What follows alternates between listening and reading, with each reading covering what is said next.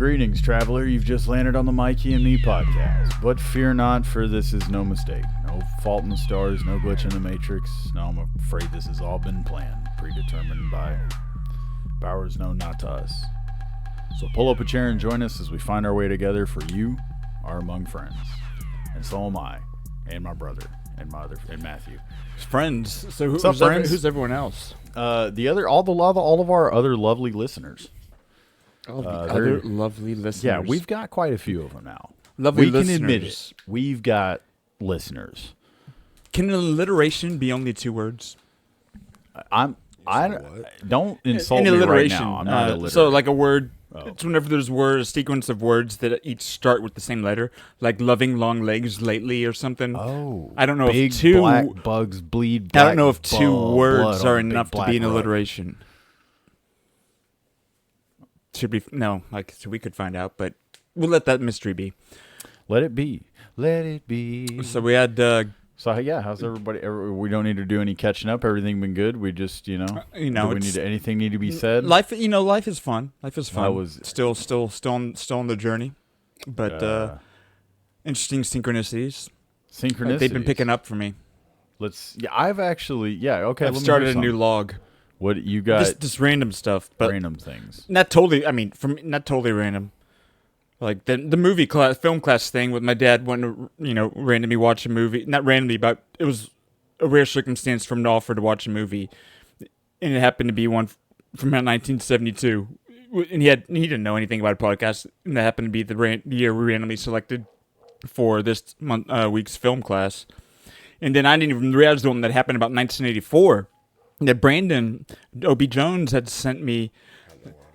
The man's got no audio. You check the plug all the way to the source. Let's see. Yeah, I was trying to. He doesn't have individual volume control on his. Oh, there you go. It's just the third one, right there. Yeah. But no, yeah. And Brandon. So the week we did 1984, the Thursday before that, he had sent me some link for some video that's coming out later this fall. This looks incredibly.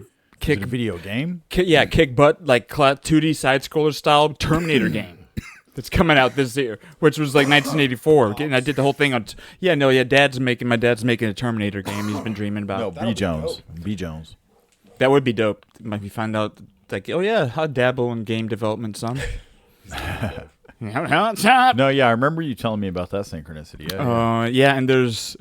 So and then you had that one, and then this one with the past movie when you said like you would just randomly, because that was cool, kind of how that happened. The most recent one, how you said that your dad normally comes over on Thursdays or whatnot. Anyhow, every week we have a routine. We literally have a routine. We have a show that we watch every week, and we just finished one. And so there was a rare kind of week of we could have started a new show, but my wife was around, and I just kind of wanted to be like. She didn't normally hang out with us, so it's like, oh, Stephanie, you can hang out there. Y'all can just pick a random movie, just hang out, and we'll just watch a movie tonight. And they're just kind of talking. My dad suggested a movie, What's Up, Doc, which is this comedy from 1972. That it happens to be in 1972. It's like his favorite comedy of all time. I just thought that was quite interesting for me. Again, it's just a coincidence for me, of course. No, but I mean, it's cool when it's honestly like that's sometimes like whenever the best stuff happens, is it like, those situations where you were just kind of like chilling, and you're like, just put something on, and then that thing that you just thought you were going to throw on ends up being way cooler than you thought it was going to be. And you're like, oh, wow. Like, yeah, okay. Dude. No, but and then there's one, it's not that interesting other than the fact that a song that came out in like the early 2000s by TV on the radio. It'd been in my head, and I'd been singing it like maybe a week or 2 ago, just all the time around the house. And this didn't really significantly, it was just a coincidence. But that dude Daredevil show at the end of the first episode, the Daredevil Born Again, they used this song, and it was just like a song that was just kind of stuck in my head, and it's not a song that's playing around anywhere. Really? Yeah. Staring at the Sun, TV on the radio. I could whenever we do G's Jams, I could play a sample of it. Yeah. But the last synchronicity I'll mention, because this one it would have the biggest implications if it's far as like having an idea of something you're supposed to do and having definition to it is. So, and I'd kind of randomly had this idea before. So you see that mouse pad right there? Yes. I got white tape on there. Uh-huh. This is like just a crude. I was kind of like, okay, I want to always have my controllers. That's where I intend to always put my controllers. I was going to put different tape on different ones for different objects. I get it. That's just a crude thing, and it's like it could just be I get different colored mouse pads to use for things, but basically the idea of mouse pad stuff, not for mouses, but just for like other things, just to set on. And of course, the coaster functioning, but just to be used for people to know where to put. You know what I mean? I bet it exists. Not only do I know what you mean, I think maybe what I'm going to talk about tonight might somewhat intersect into what you're doing. So it might even further reinforce my synchronicity. Potentially, maybe. No, but the synchronicity happened whenever. So, and I wanted to make this note to myself so I didn't forget. And I'm like, okay, I'm going to put it at the end of our little run sheet file. So it wasn't even related to this, but I just I know I'm going to read this tomorrow. It was really late. I'm not going to forget this. I put custom mouse pads used for placing things, blah, blah, blah. I did that last night, really late. Not super late. But less than an hour from me doing that, Stephanie had been gone. She was doing something with her sister, and I was back here doing something. And she came in. She's like, "Oh, don't say I didn't ever get you anything." And she hands me a mouse pad. Where did she get said mouse pad? She was at her sister's, and they had one in brand new packaging. And for whatever I guess they offered it to her. Because they had an extra mouse pad laying around, and they gave it to her, and she came back here and said, "Oh, don't say I didn't ever get anything," and hands me this mouse pad. Literally, basically, not long after I did this. Oh my god! Sounds like you're. We're gonna be selling some mouse pads, buddy. Sounds like your friend is sending people on missions already. Dude, to acquire we're gonna be selling some mouse pads, some Mikey and me mouse pads. That's what I can tell you, dude. I was just gonna say, as soon as you said that, I'm like, so we're selling mouse pads, or we're getting Mikey and me mouse pads. Well, no, that's just gonna be the cool whatever. But I want to have just ones that are, I don't know. It could be so simple. It's such a simple thing. It's so simple. A lot of people say it's such a simple thing. You could really, why not have your own mouse pad? You can make it anything you want. I mean, dude. I don't know why the coasters. We got a lot to do, but that one was wild for me. Because when Stephanie walked in, and did this, I just looked at her. I'm like, I don't know if you just this synchronicity. Just who do you work for? That this is happening right now, for me, and I'm just losing my mind. That's cool. And so if you see me out there homeless on the street giving away this huge stash of mouse pads that I got made. Before we keep going, you talking about losing your mind or not while we're on this topic, I hope I'm not railroading or getting there too before you wanted to. You want to talk about my PS5 for so? Yeah. I wanted to see you posted a video. People who may or may not follow us on Instagram might have seen it. Yeah. Or if it posts to our Facebook as well. Yeah. But you had posted a video talking about how you recently got scammed on a. Well, I didn't get scammed, but somebody did or was going. Hopefully, somebody was intended to be. Take a break real quick. I just realized something. Oh, he pooped his pants again. Yes. Be right back. Oh man, yeah. Don't eat at Dairy Queen, man. Anyway, don't hate. So you had just said that. These people ended up contacting you about this PS5. Somebody knocked on your door. Yeah, no, contacted. They knocked on our. Contacted you. Some people. Friday night, some guy shows up to my front door. That's how law enforcement said we made contact with him. It's you shot him. No, we spoke in person. For the first instance of contact was speaking in person, but no, it was. It was between 8 and 9 on Friday, and someone shows up door knocking, and we didn't recognize either. And we got a Ring camera and all that. PM or PM? PM. And he's just like, "Oh yeah, there's a PS5 for sale." I'm like, "You must have the wrong address. Somebody's probably doing offer up or Facebook Marketplace." And real quick, I'm sorry, but to railroad this, but is this? Why are people getting PS5s on secondary market, or is it not something you can get? Dude, no. People always get consoles on secondary market. That's probably a top seller for offer up in Facebook. How much were they selling it for though? I guess. I mean, I'm just saying that's a normal. Okay. That's a normal thing. I don't know. Oh yeah, okay. That's a normal thing. The deal might be. I think the deal was way better than any other deal. I was gonna say it had to have been some deal. It was way better. I think. I'm like, why are you? Yeah. So I like buying refurbished consoles. That's all I was gonna say. I'm fine with buying a refurb. Dude, you can find some good stuff on OfferUp and Facebook Marketplace, honestly. No doubt. Either way. But So they show up and it's like, no, I'm not selling one. I'm like, maybe you got the address wrong or something. He shows me his phone, the address, and it's our exact address. I'm like, I'm like, well, whose account is selling this?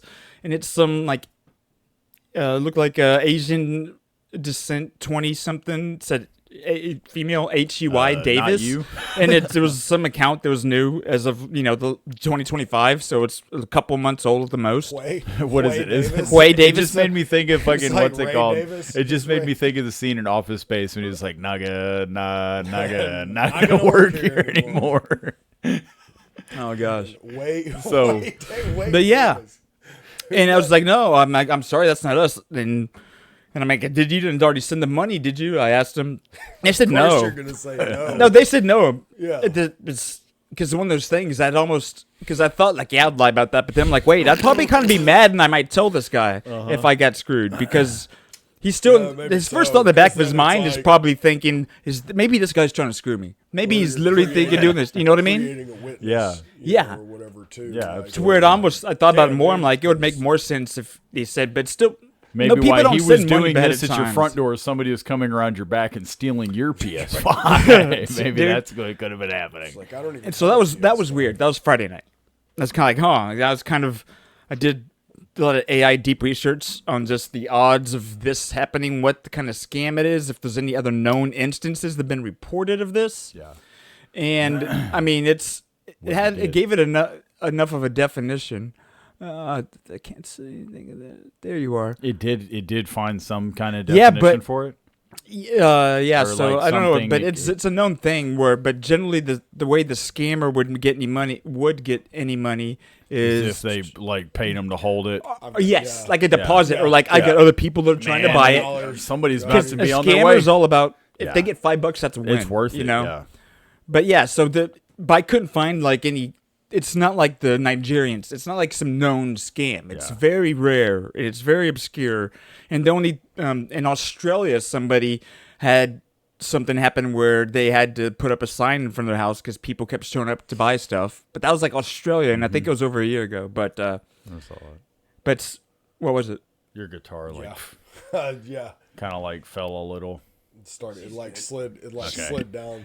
So that's crazy. But then it's like, man, you think it's one of those things that you almost feel like it's going to happen again at that point, Yeah. or else you think there's no way it can happen again. Yeah. Well, it was the former, because not more than 24 hours later, Saturday, probably around 1 or 2 in the afternoon, this fellow and his teenage son show up to buy a PS5. Man, and that's gotta They're suck. both wearing shiesties.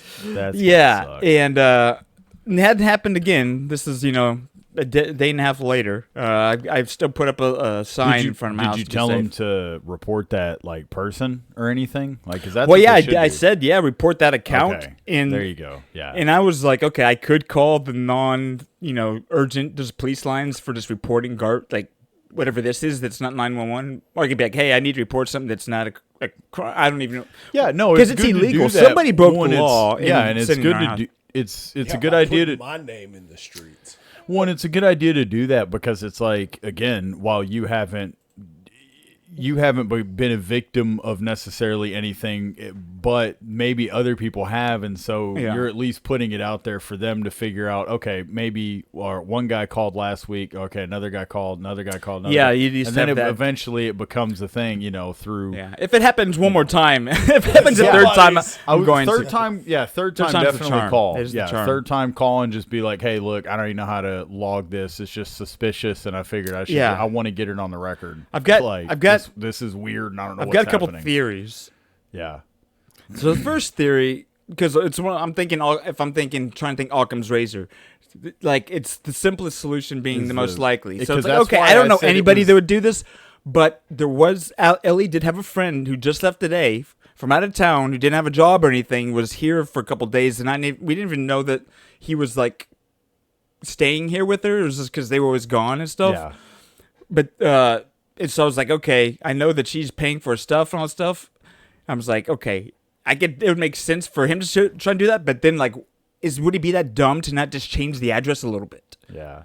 So then I'm like, okay, I don't think he's that dumb. But so that's like the first most likely thing I can think of. I know he needed money. I know he was staying at this house temporarily, but I don't know how in his mind. So it still doesn't make sense, but it makes kind of sense. Yeah. No, And then I see what you're saying. yeah, and that's the main thing. And then Yeah, I think that the second group of people might have been connected to the first guy, more like because the second group, the kid was like calling somebody because somebody was sent them that stuff. Almost be like maybe it's their friend or relative who was like, "Hey, I tried this posting is still up. I don't know, but I went there to buy place to buy PS5. Can you go by there and try and do it and see if they give you the same story or something? You know? Oh yeah, like Just trying to get somebody, somebody to go verify. Like yeah, because they was calling somebody and stuff, and so and that makes sense. That makes the most sense. So that would explain it. Basically happening one time. Yeah, and that's also why I even asked you. I was like, do you think it had anything to do with the election? No, no. I was gonna say, do you think it a lot of collusion? Do you think it had anything to do with maybe just a mistaken address? Like, and you said the prior no. Address? You said that no, a mistaken address where like somebody read that. Oh, I thought it was your address, and it was. Well, they were texted. They showed me the phone. They were texted. I know address. that's what I was gonna say, but then you told me that. So, well, yeah. Either way, that's weird. So I made 3 new friends, and then of course I was thinking, if did you tell them about our big podcast? Picture? He's like, dude, I'm getting to it. I was here. I didn't think to advertise. It's like, you're not here. Funny. We should actually. Oh, you guys aren't here for the Mikey and me. We should do that. No, but dude, the funny thing is, I was sitting there thinking I do have a PS5, and I could use the money, and these people are showing up to give me money. He was like, how much did he say he would That's what I was thinking about, just knowing, okay, there are marketplace services to where if you do have crap to do, people will show up and give you money for it. Like, you know what I mean? But generally, you don't want them coming to your house. Fucking house. Yeah, you meet at a parking lot or something. Like, that's where it's like, that's how you get a lick. Yeah, and that's the crazy thing. So I wonder if they sent a deposit or something, or they were just they got all the way over here. So even there's the scammer. Oh, I feel like they would give them the address to make it seem more real. It's like, oh crap, maybe if I give them an address, it'll be easier to get $10 or something. If they were like from around here, or like I think they were showing up from Mexico City or something crazy. I was gonna say no, but I was like, look, do you mind if I get your address now? I was gonna say we should do that. We should start just advertising for stuff to like people to come over, and then they get here and we're like, no man, that's crazy. No, we should just show up to houses and ask you to buy things, hoping they have it. No, I was gonna say, and then be like, no man, that's crazy. I was just I'd say I was working on. I got a podcast with a buddy of mine. That's a way of like. That's a way of like, think about that. You could get a lot of people to show up to your house. Scam people into listening to the podcast. Yeah, they might be like, man, these guys were actually really cool, man. I showed up to buy a chainsaw and they didn't have one. Yeah, but they sure did have a good time. They had a couple. I had some beers with them and we hung out. They tried to help me figure it out, but it was a dead end, and they're pretty cool, man. And they got a listener for life. But it had me thinking, and I'm going to get into something before we get to the movies. It just got me thinking naturally of something, one of the most beautiful. It got me thinking about something that like something that I wanted to try and find this person to be able to potentially interview them, because it's such a beautiful story, and it's so. You know anything about this, Chris? It's so about JJ. It's so close for it to be something so close to us, and so like like I don't know. It's just It's a cultural piece, and for it to be so close to us and the creators of it. But unfortunately, the man himself, the guy who killed JFK's dead too. No, I was gonna say the man himself, unfortunately, has passed away. But are you guys familiar with the Pricemaster?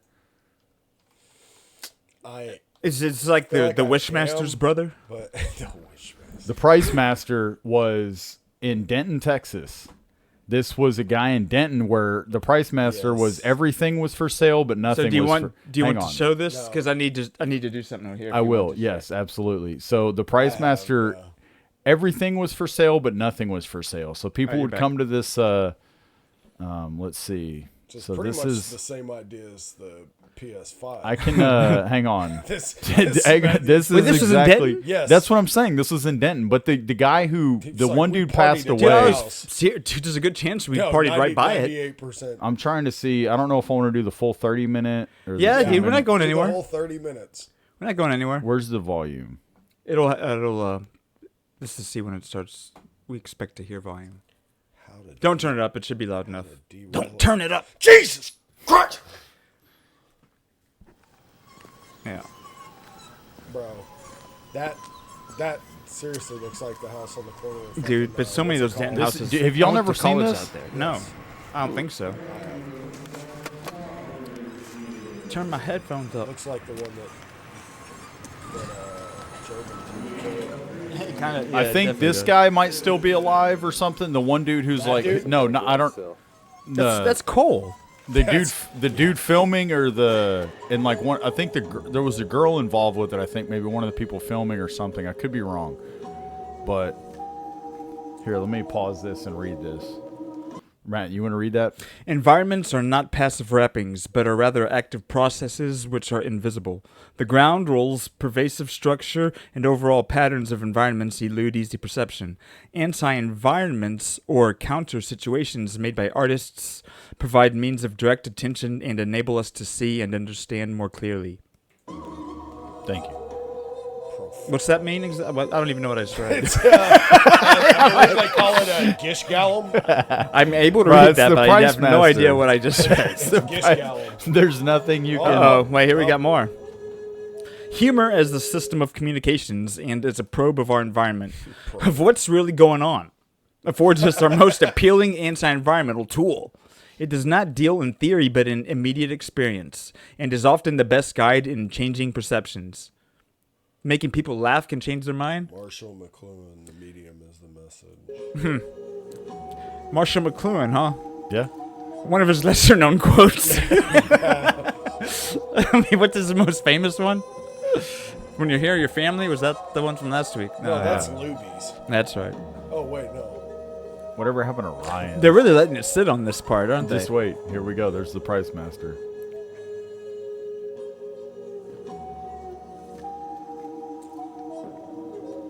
Really takes you back to college, doesn't it, Matthew? I think this So guy here comes thought that people- I think this guy thought he was living in a David Lynch movie. You're gonna love it. Just wait. No, this is, You're gonna This is. I don't know how you don't know about this. This is straight up your alley. I felt like I was about to go Eyes Wide Shut or something. Oh, and you're just gonna love it. Just wait. The music's gonna drop. The music's kind of White Lotus going on. It's a White Lotus new season. this shit is lit. Here we go. Two views. Yeah. He doesn't run like that. Yeah. So this guy's his like associate. Yeah, it's fucking Randy. JC used to play music Oh with him. gosh. Mess around with old watches and stuff. Sometimes you need more than regular eyes, you know. Yeah. Is that the Pricemaster right there on the right? No. that shit's going on in the That guy's trying to buy something. with So who's the cashier? It's amazing to me how they. That's his associate. You're about to see. Oh yeah, you know. Yeah, that's all going on behind you. Watch, yeah. Make me an offer. Guys, some of them good Does that guy hear me? Is the speaker Turn my working? shit up. Thank you for shopping here. Your business is appreciated. Who's he talking to? No. No, he was like turning his head to the Yeah. side. Oh, It doesn't pay no matter. attention to the man. It's that demon really gets loud in my ear sometimes.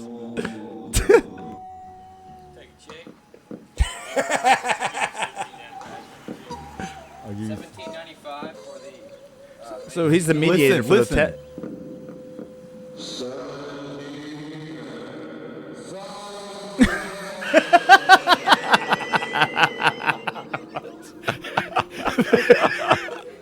the the guy offered him 17.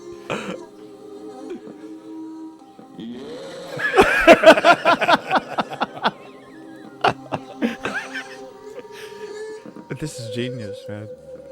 They actually did this. Yes. Good morning, sir. Hey, beer. It's not just for breakfast anymore.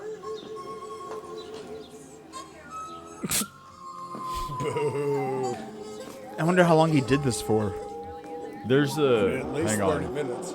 No soy, because Max.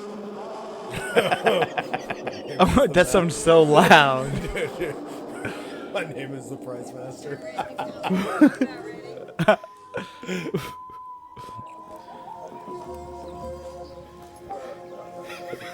That actually looks like right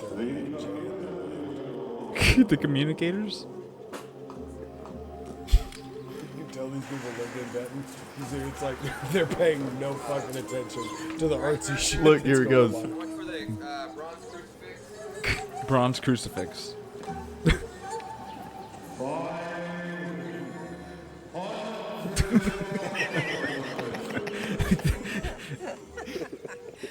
Oh, these are wonderful. The signs themselves are worth it.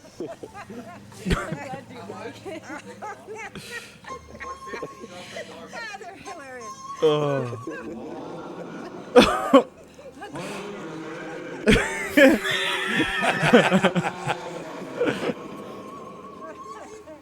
Price just keeps going up.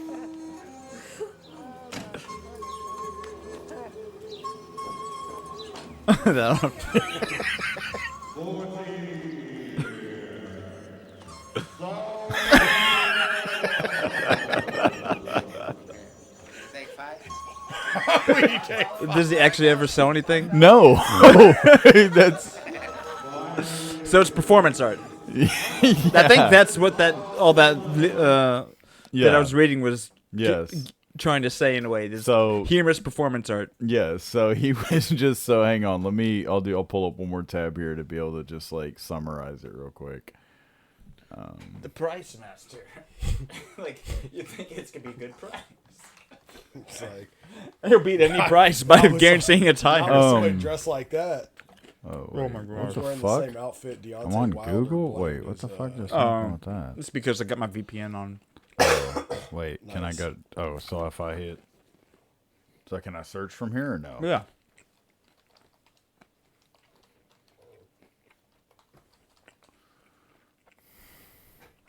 Hold on, give me a second. I'll turn the VPN off. Do I hit Tell 'em you're not a robot? I just turn the VPN off. Okay. Sorry you had to hear But that, I'm not a Siri. robot. Mikey, we can't have this conversation right now. Domo arigato, Mr. Rojato. Pinche gato. Come on. Usual traffic. Blah, blah, blah, blah. Excuse me.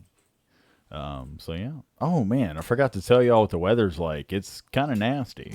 It's a little cold. Dude, we almost It's We almost let me cursed see. ourselves. Let me see. Yeah, let's see what the weather is real quick while we're on this little prelude intermission. Let's see. Dallas, Texas, 51 degrees. A high of 56 and a low of 44. No precipitation in the area for the night. Monday, we're looking at a sunny day. It's going to be a high of 70 and a low of 42. So, you might start off the day in a sweater and end up in some swim trunks. You're a joker. In Louisiana, we're sure they're doing just fine. Yeah. And let's see. All right, now here we go. So the this Price thing Master. is apparently a short film. Yes, based it's on on- IMDb. Yes, it's on IMDb there actually. Let's see. I was trying to find just the Wikipedia. That means shit in German. Shizaisa. Should I go to ChatGPT and see what it can say? Or we could About ask what him if the- you want. The Pricemaster? Tell it to summarize the Price Master. No, I'm not asking it. No, man, you're scared. I know. No, you'd rather this is use your gonna give- fingers because it's so much faster. I'm trying to get someone on the payroll here. No, I just think this is going to be better. Summarize.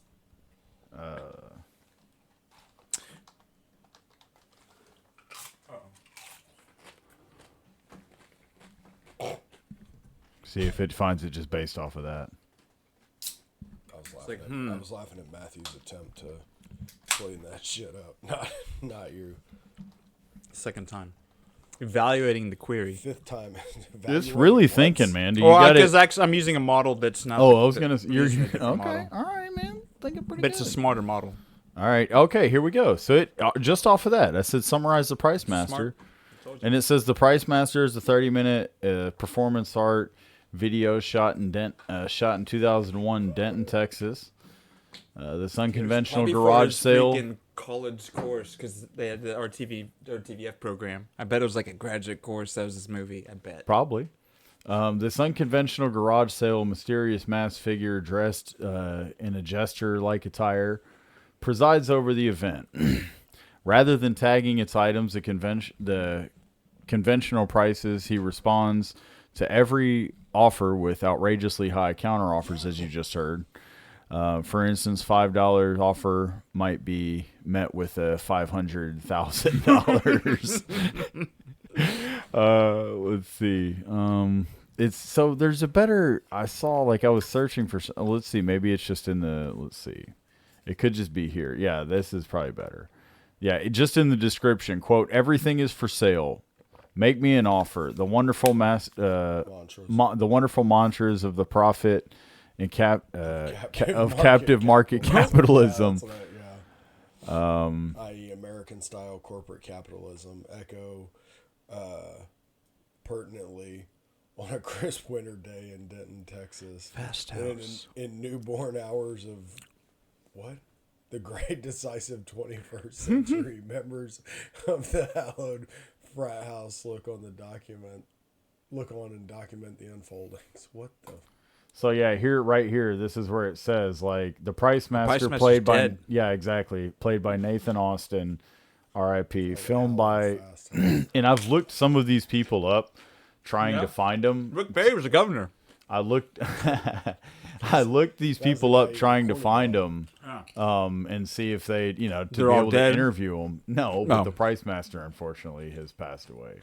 So shout out Nathan Austin, Pricemaster. Killer prices. Thank you for those videos. That was amazing. That was amazing. Seriously. That was quite funny. So yeah. So December now I 7th, will 2014. I'll pass this back to you. Day that will live in infamy. We'll stay on YouTube though, Maybe. because we're gonna go to our movies now. Correct? It's film class, Mikey. It's film class, and the year is 1972, the year of our Lord. Yes. So let's go ahead. Would you like me to go first? I would love for you to go He'd first. He'd love for me to go first. Yeah. So let me here. I'll just read a quick little thing Okay. just to start off, and then we can get into your movies. Just to kind of give a high level summary of let's see. So yeah, 1972. It was a landmark year in cinema that had a divisive array of films. Redefined genres, pushed boundaries, had a lot of cultural impact. Films like, arguably, one of the most famous movies of all time, The Godfather, What's Up, Doc, Solaris, science fiction, Last House on the Left, a horror film, Wes Craven early movie, Jeremiah Johnson, that's Chris's movie. Oh, dude, the original John Wick. Yep. Bro. The Choir, The Wrath of God, that's Werner Herzog and his buddy. This actor, it's great. So wait, yeah. Jeremiah Johnson was this year? Yeah. That's some fucking synchronicity right there because Okay. yeah, earlier this week in one of the violence groups that I'm in, One of the violence groups I'm in. I had You good? somebody had shared that where it was like the original John Wick and it You was serious? the scene where he goes in to I don't the even pro know camp. anything about Jeremiah You've Johnson. never seen Jeremiah Johnson? No. Oh my god. We'll have to watch trailer for that then. Jeremiah That came out that Johnson year. Yeah, when we go to break, I'll show you the clip. But Oh, that's yeah, awesome. Anybody that's seen No, that I mean, we movie, can pull there's it. We'll pull it up. Yeah, we can wait. But But yeah, that's funny that was this year. And earlier this week, I saw that clip and I was like, oh fuck yeah, Dude. Yeah, no. Now you have it too. That's what I'm saying, dude. This stuff's getting wild. So Godfather, Simulation's Pink, breaking down. dude. That or it's They're running out of eventualities. that or honestly, I guess the non-simulation theory really is, I think, as far as existence, you're doing what you're supposed to be doing. You know what I mean? Like you're doing what you're supposed to be doing because things are aligning. You good? Yeah, I'd heard those dogs going at it, and I heard one dog whimpering bad, and I didn't know if Lily got out, but they were in there wrestling, so We didn't just know if checking. Lily was killing the neighbor's Yeah. dog. No, but Chris, he had some. One Yeah, I of his heard videos, that about Jeremiah Jeremiah Johnson. Yeah, before I left, I did hear that. Yeah. So I was kind of going through some of them, and but yeah. So, that being said, the Deliverance. Yeah, The so Deliverance, yep. Deliverance, Superfly. So- That's how, so yeah, Mikey, well, let's go and kick us off with All right. what you want us to check out a trailer for. All right, I will. I'll start off with the movie. I watched the movie Tales from the Crypt. And again, like most of my picks, I like to make accessible picks to every man, the simple man, the man with simple thoughts. Tubi. Mikey, It's a Tubi pick. guess what about Tubi that touched my life? What? Guess where we watched What's Up, Doc? Guess where I watched it? Tubi. On Tubi. To be So honest, did we. To be honest, that's where I watched it. And me and my dad had a whole little short conversation about the Dude. Tubi. Let's get to work. So this one came Demon Knight. Demon Knight looks No, crazy. no, Not up that there, one. top. I didn't even know I knew about the Tales. one from the '89. I didn't realize it was started into '72. No, it's what's this? It's full screen now.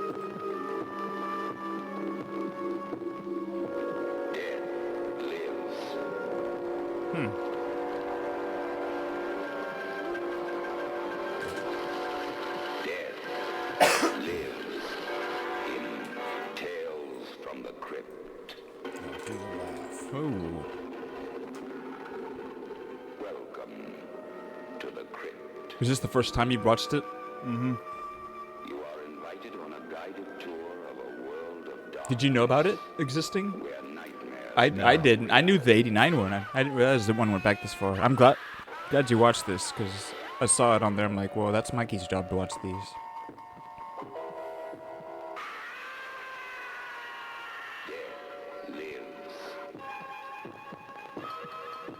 Trailer work is solid. Not bad.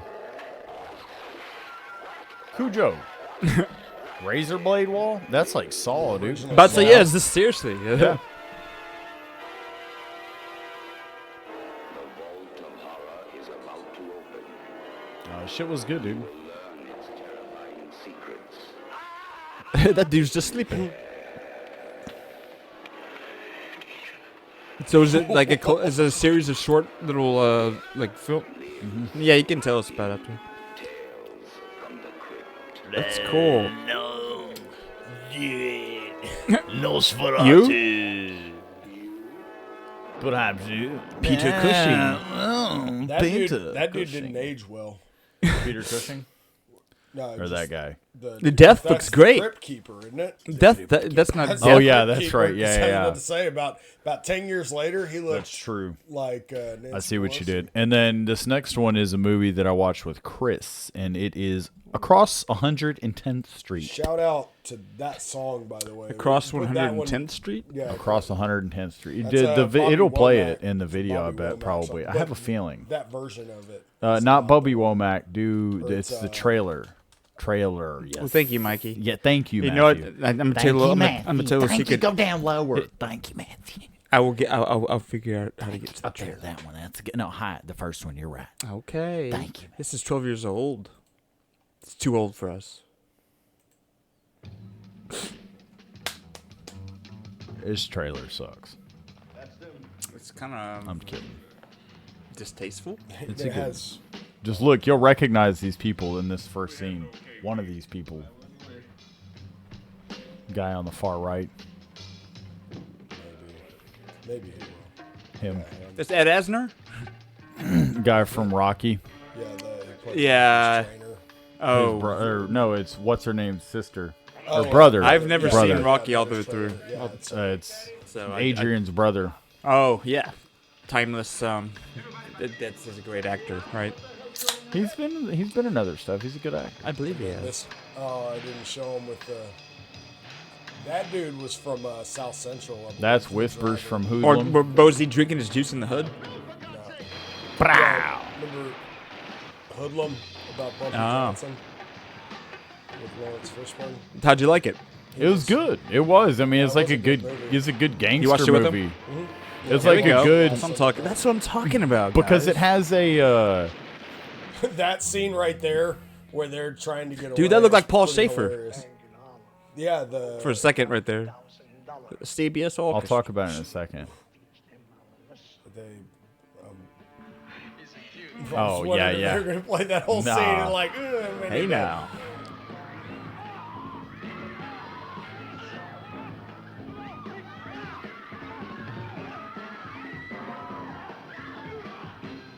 You want your brains all over that wall, brother? That old white guy was going at him.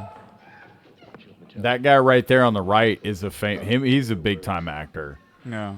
I'll find him and tell you who he is. I think this is like the oldest looking white dudes I've seen throwing so many punches. Oh, this scene right here, yeah. The whole trailer, What? a bunch of old white guys are the ones throwing punches. That scene actually, he actually nailed it. Like when he because he is like, he beats the shit out of that guy, but like, he's so like winded, like out of it, he From like doing it? stands up and like puts his hat on. So it's believable. And, like has to like collect himself, and it's like, That's cool. fucking, it's like that's some real shit. There's the There's song. the song. Anthony It's a Quinn. different version of it. Ah, Yafet Koto. Pushes won't let the junkie go free. Oh, that'll get him. Let's push that ladder over. Yeah, he Music had playing so at that the end, guy, that's interesting. that guy that I was. That's the song 110th Street. Is it? Womack. Yeah. Okay. They played it at the version you probably know was the one they played right at the start of the movie Jackie Brown. Okay, that's So cool. that guy, that Tarantino. actor is Anthony Quinn, and That's he what had I love that he had a famous movie, Requiem for a Heavyweight, 1962. That was a big movie for him. Yeah, no, that's a name I'm familiar with. Yeah, and so he's that dude. He's got the real strong features. He's also been in like a bunch of like he was in a No, good yeah. Western Whenever movie. you were looking it up, he was like the main actor that they showed. Anthony Yes. Quinn was the name that popped up. Okay, cool. All right, let's see. Next, all right, this is great because I have, I've got two of them this year. There was two that came out and they're back to back. Wait, so you've already given us two, so you have two more of them? Two more from the same guy back to back. Oh, okay. Director or actor? Or? Actor. Okay. The directors are different, I do believe. Okay. But the first one, Fist of Fury. Ooh. This is my who's in this, Chris? Bruce Lee. Okay. Common spelling. Yes. This film was restricted. You had to be 17 to get into to watch it. You mind if you popping that popcorn? I was literally just thinking that. Unstoppable. Unbeatable. Unbelievable. So in the pantheon of his movies, like, where's this, the earlier or later one? He doesn't have a ton, really. Delivering that Chinese connection. Bruce Lee, the Oriental superstar who exploded a What? Oriental. in the We didn't know that that's not the way to do that. This is delicious. to defend the honor of his nation and the love of his woman.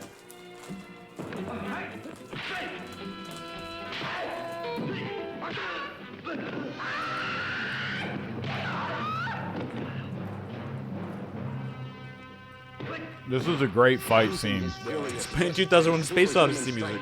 Yeah. He breaks them up, smashes them down, and kicks Technically, this isn't the trailer you should have played. Stop this trailer. Is this not the? It's not This the is- trailer? No, it's Shit the movie. trailer. No, it's the movie. But the next one you should have played is next one that I'm going to recommend. Okay. The Way of the Dragon. There we go. The Fist of Fury is a good movie, but The Way of the Dragon is an iconic Way of movie. the Dragon is the one that. For an obvious scene, you could just play this clip. Go down and play. Yeah. Oh wait, never mind. Yeah. Oh, dear. Carry on. No, what? No, you're perfect.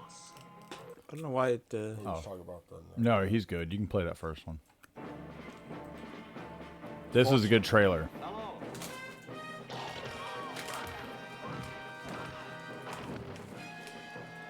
You know what movie? You know which one this one is?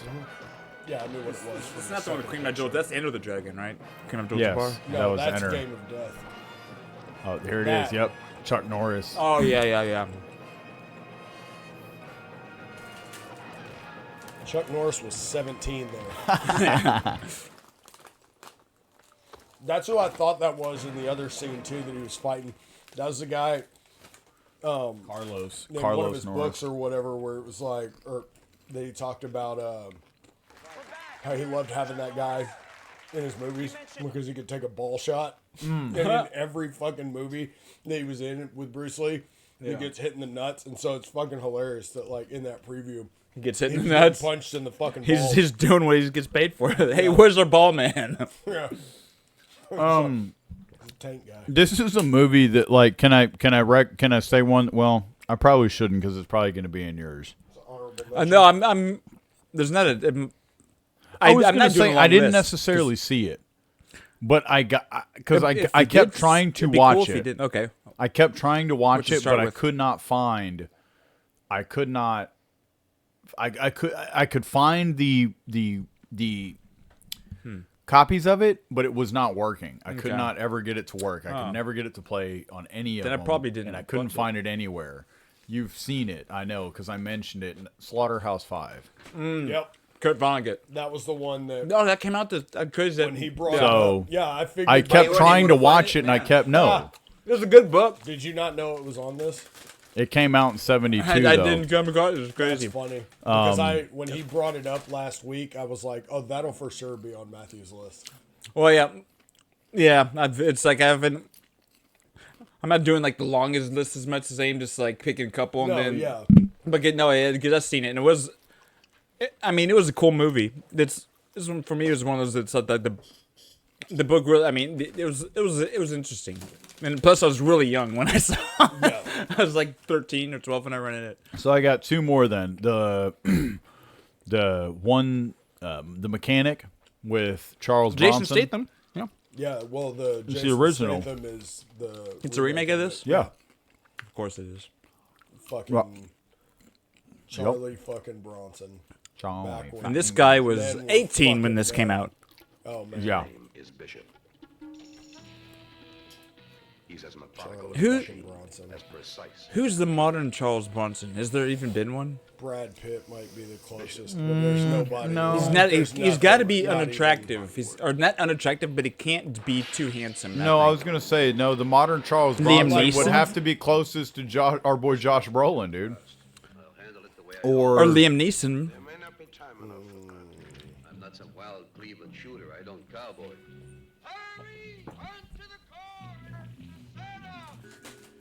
No, you know who it would be somebody like Barenthal, like John Barenthal think so? or something. Well, because Charlie Bronson, like, He was hardcore. yes, like legit, and it's like, you know, I think somebody like John Barenthal is probably Yeah. the closest like actor like equivalent. I still haven't watched that Punisher show of his. Oh, dude, haven't either. it was good. But I mean, all those were good. He's got a honestly. really good. He's got a really good podcast too. Like, John Bernthal does. yeah, that makes real sense. ones. Funny story about. I don't know if I said it on here already. I bet you did. But he is like he's a real ass dude. Shout out to that fucking Browning automatic fucking shotgun right there. That was dope. Remember, no second chances. Is it Tom Cruise? Oh yeah. Dead. And when he's ready, you cut him loose. He was just What was taking that full series of power. movies We that he actually- had? We watched this. His we most watched popular this a few ones. months back. Remember? What's Yeah. that Charles Bronson series? Like, what would be his Dirty Harry? He had that series of movies. Clint Death Eastwood? Wish. Death Wish. Oh, Death Wish. Yeah. That's it. Yep, that's exactly what I'm thinking of. But it's like his more iconic ones were see like that was like later on like this one after he was like Become too good. an older like guy. Yeah. Like, back in like the 60s and stuff, he was in like Top mechanic. Magnificent Seven and stuff like that with like Yul Brynner and all that, Yeah. which was Yul based Brynner. off of was it the Kurosawa? Yeah. Which like was it Kurosawa that did Seven Samurai? This trailer wins for me. Yeah. Kurosawa did Seven Samurai. Yes. Yes. Which the Magnificent Seven, I believe, was like loosely based off of Okay. Seven Yeah. Samurais, and Charlie Bronson was that was one of his like earlier movies. I like how you call him. How you call him Charlie. Yeah, he's Charlie fucking Bronson. I call him right? My Chuck. last, and last but not least, which I would like to show a trailer for, and again, this is on Tubi. it's a classic. It must be watched if you are a fan of classics and movies. Blackula.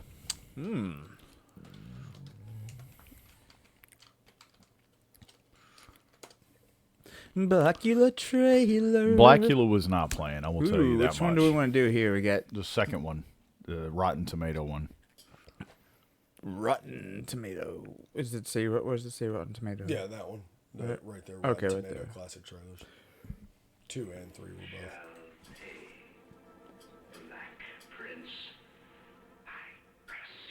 So he's Dracula, but he's African American. Blackula. African American doesn't quite roll off the tongue. The Black Avenger. What, the Black Avenger? That's what's his name? They ain't do that man no favors with that beard or whatever the. Deadlier even than he. Yeah, it's like He it's was like I just know beating not the to try shit and grow out a of beard. people. You're the nut that ran in front of my cab. You're the only imbecile on this street. Boy. Oh, Look at man, you found out is he trying not to laugh? You take your hands off of me. I don't know you. It's like you couldn't figure out if he was a werewolf or a vampire. Warm young bodies will feed his hunger. Hey now, Hot, fresh blood will quench his awful thirst. is this a skin flick? Bloody Mary. That's too bad. Are you, Are you a Black Dracula? Oh, Blackula. heavy stuff?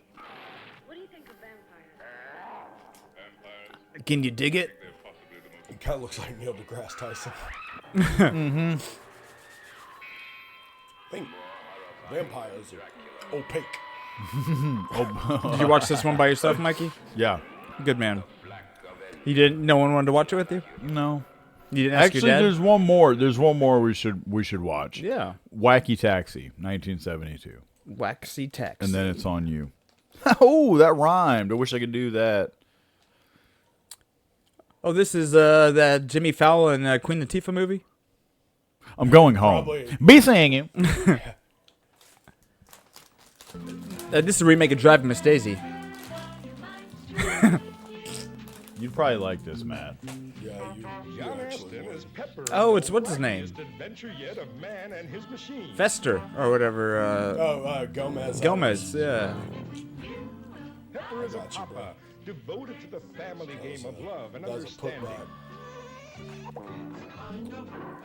Pepper finds Shout out to himself that playing fucking a new Eldorado game he was called driving. Who's Got the Taxi? The chase is on and the fun begins. The hijinks. It's an illegal taxi. Treasure hunt loaded with laughs and full of surprises. Pepper has problems. Pepper has a drug addiction. Drop the crowbar. And a gambling issue. You'll cry for Pepper. You'll laugh at Pepper. I just want my taxi. Damn plane, all right? Do me a favor. I'll give you a big tip. Don't miss it. Now let's go. Okay. Is that Maury? Maury Povich? Maury's wigs? Marty's wigs from That's the red light. Goodfellas. You'll be in the taxi for rib-tickling thrills and the wildest race against time since Bullet and the French Connection.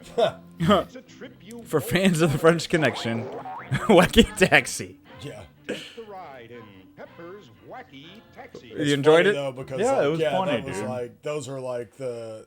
That's great. It's funny because I feel like those were still the gold standard of like chase movies. Uh-huh. Is the French Connection? Oh, yeah. Bullet. And like, what was that? There was a movie. There's a movie recently. Where it Oh, was I was like, going to say Vanishing Point. was that? No, That was the one back in the day with the Challenger that well, Tarantino was inspired yeah, by well, there in was Death a Proof. movie. There was a movie that was done recently. I say within the last, like, I don't even know when, like 10 years at least, I feel like. But they were talking about how they wanted to film it like a chase movie, like a car chase movie, but it wasn't. I can't remember who the fuck it was. But it was like, as soon as I heard that, it was a movie I had seen, and I was like, oh my God, it was like that. But Yeah. it's a genre of movie you don't see anymore, too. It's like the like dude. car chase movies and stuff. Yeah, not like that. But so, I guess I'll get to.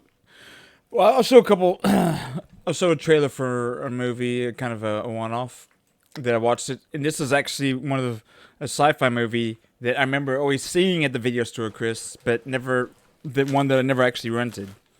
Called Silent Running. I'm so, dude, I have the screenshot of this And because this was one I Dern, didn't watch. The great Bruce Dern, Laura Dern's Yes. father, and you would recognize. Look, I have it screenshotted because I'm like, I want to watch it. I didn't see There it. you go. Thank you. I'm so glad you recommend. Cause this just confirms that I need to watch this. Yeah, no, yeah, you should. It's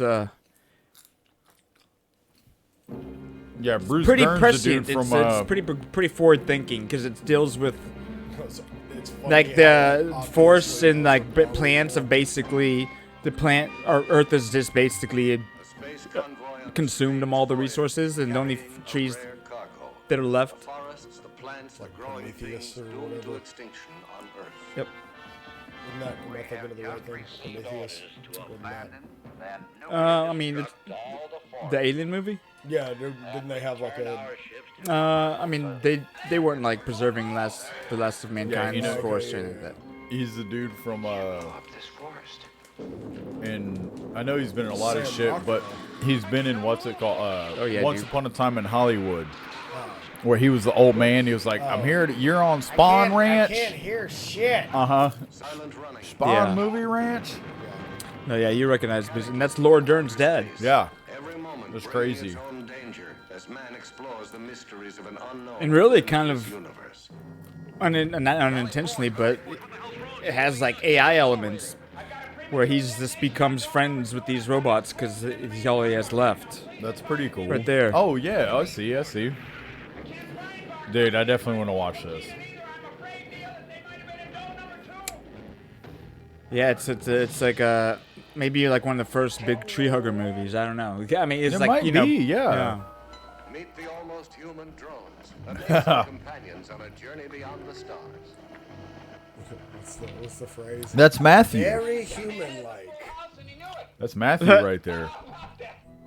That scene, I was Full laughing making- because making he friends does a with laugh at the end machines. of that. It was pretty convincing because he's going crazy. Rejoice in the sun and silent running. This shit looks pretty cool. And the though. soundtrack was cool. It was like this folksy stuff goes on. dude, the set design. Yeah. And like one of the first shots, it zooms out and it says like American Airlines cargo freighter. Like it's American Airlines was cool with them using their name like for the spaceship. That's cool.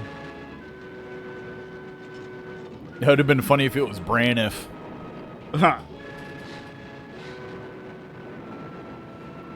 Not the droids. These are not the droids you're looking for. And I believe there's a connection to either a special effects guy or some kind of designer that worked on 2001: A Space Odyssey. That worked on this stuff. Joan Baez? That was the chick singing those folksy songs. Yeah. She's singing or that's her in it stuff. or She she's was, just. There's no females in it. Oh, you know who Joan Baez She's is, she's right? a singer.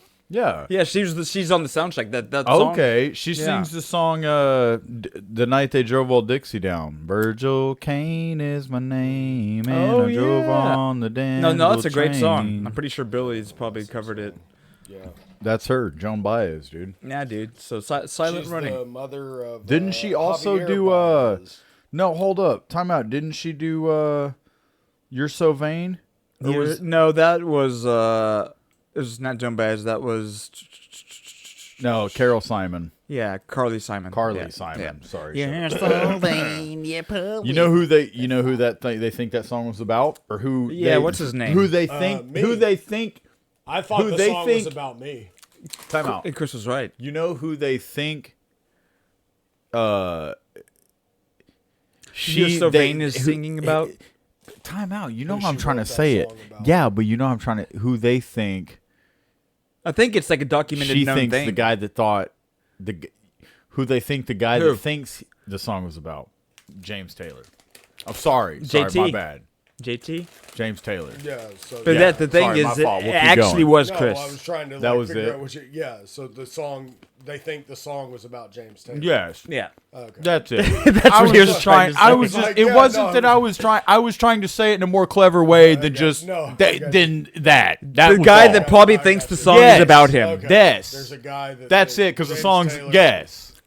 Yeah, I For got you. fuck's sakes. We're Okay. all guys. We're all a little so vain. Yeah.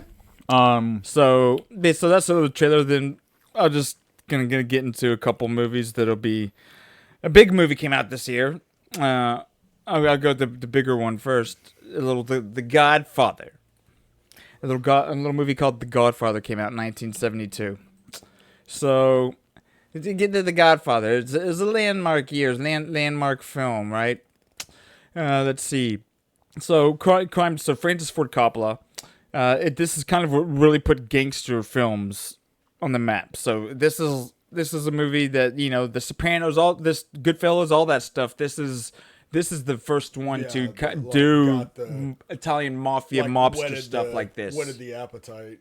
Yeah, and so that's and that this was in even thinking 72. 72 and really just ran thinking all the about way that. till like the mid 90s, because Casino was. Oh, yeah. It ran pretty much until. Yeah.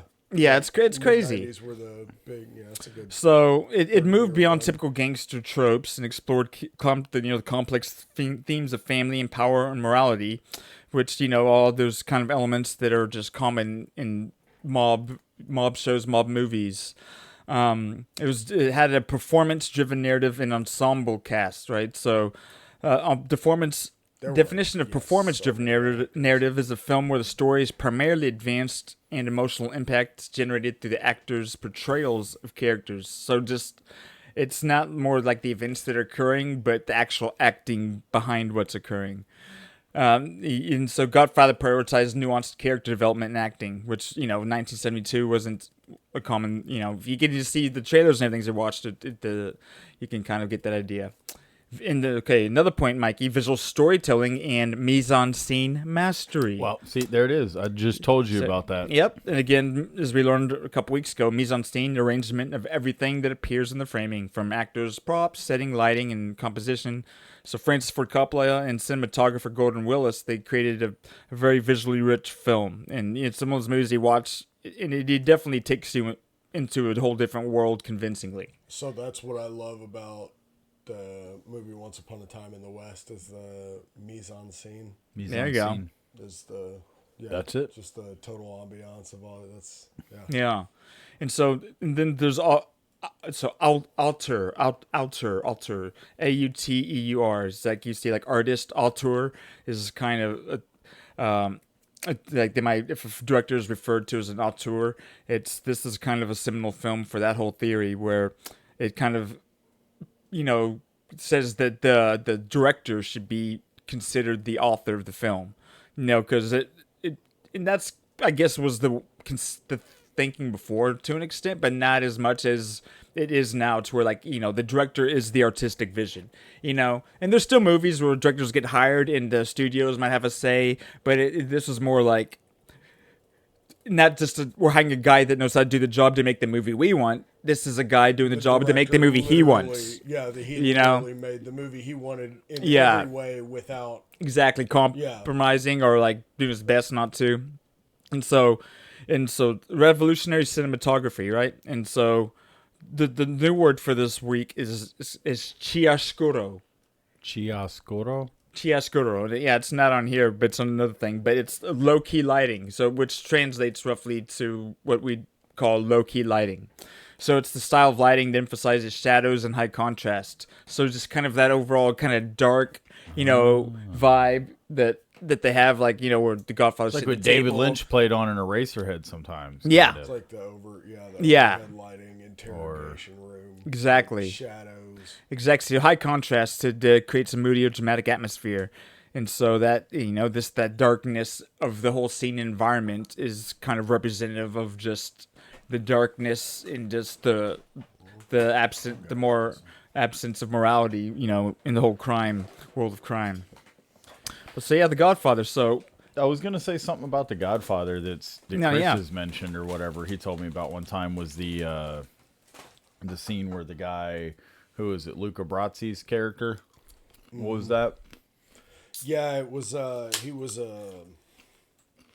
well, the actor that played him was like I don't remember if the guy was like a weightlifter or like a musclehead. He was something, but they cast him for that part. And Yeah. found out that because I think I talked about this early on in one of our podcasts, in like one of our early podcasts. Yeah. But there's a scene, and I'm not sure if it's in. I don't know if it was from the first Godfather or one of the other ones, but it was like they'd cast this guy to play Luca Brasi, and the scene. There's a scene where he's sitting there rehearsing his like lines that he's gonna read when he that he's gonna say when he goes before the Godfather or whatever. That wasn't actually shot like that. What that was the actor actually standing there reading his lines. You did, yes. Because And Ford they Coppola found caught it. out, he was like, I cast this guy because he fucking looked the part. Yes. But he can't act for shit. And he was like, but how can I make this work? They caught him And so rehearsing. they caught him in a room rehearsing his lines to himself. Yes, I remember and they you bringing this recorded up. it like that and then tried to portray it as though this guy that was so big and mean and scary and everything that Yeah, because I the think shit remember out I was of talking about that movie everybody The else. Fall, where that little girl. They said they filmed the little girl, Yeah. like secretly. That's because what it was. Yeah. yeah. No, that's what, because it was in It was one the of same our type thing. earliest podcasts. But I'm not sure if that was in the first the or the second one. Godfather or I'm not sure which one that was in. I think it was in the first. I think it was one, in though. the. I think it was in the Godfather. But either no, it's way, either that or More Money, More the Problems. scene, yeah. It was all about the Benjamins with Yeah. Ice Cube and Mike Epps. But yeah, either way. him, But when did y'all watch? So this is a movie that I saw the second one before I saw the first one, and I didn't see the first one until probably the last 5 years. I didn't finish rewatching it for this, but I had watched it within the last 5 to 7 years for me, which is recently enough, just because it's one of those movies that it's great, but I feel like it's one of those movies that a lot of people actually haven't gone back and watched. So did y'all? You said you watched it? I didn't. No, not for this. I didn't watch it for this, but it's one that again. Yeah. I've actually seen like twice. I feel like the first time years ago, and then I saw it again not all that long ago. Yeah. But because then there was things I was like, oh shit, I forgot about that, or parts of the movie that kind of hit different. Yeah. It was like whenever he first More went mature, to do the. you get the mind of a man. Well, whenever he went to do the scene where it was like he kind of like finally got his hands dirty. With the butter? No, but Okay. in the where he went and met the 'cause they two wanted to keep him gangsters or clean. whatever. Yeah. And he finally like set Wanted it to up prove like himself. against their will or whatnot. Like, and it was like, oh shit, like you kind of like actually imagining. Is that like, the one with the gun in making the sense. bathroom? Mm-hmm. Is that the second? That's the first one. And he comes out and shoots them or whatever in Yeah. the chairs or whatnot. And he's got like the guy in the. That one. Yeah, exactly. Yep. Yes, that's yeah. it. Nice. Yep. Yep, that's it. But I'll go into a little trailer for this movie called The Godfather. Should you just show the 2-minute one or the 3.5-minute one? Whatever this one is. But I can I can play that scene after this too. Time the soundtrack too, of course. Oh my god, yeah. That music. Fun fact about it too. I mean, you just look at this The and look at all people- the other trailers of the movies you watched. Well, You know. the people My that father like is no different than any other it's a powerful movie man that's who's widely respected responsible for other in people. that life. Yeah. It was like they kind of tried to get that across in The Sopranos. Picture. Yeah. That was like mobbed up dudes love The Godfather, the first one. Because I guess it was based on this guy Mario Lauren Puzo's Powell. book or something, and Yeah, the way it was Mario handled Puzo. and done. Yeah. You know my father. Men are coming here to kill him. Now you want to get mixed up in the family business? James Caan. So young there. Marlon Cottonball Brando. like your father. I never wanted this for you. Fredo, you're my older brother, and I love you. But don't ever take sides with anyone. Fredo, you against the broke my family heart. again. Ever. Michael, do you renounce Satan and all his works? I do renounce him. Don't ask me about my business, Kate. Is it true? We got Diane Keaton, right?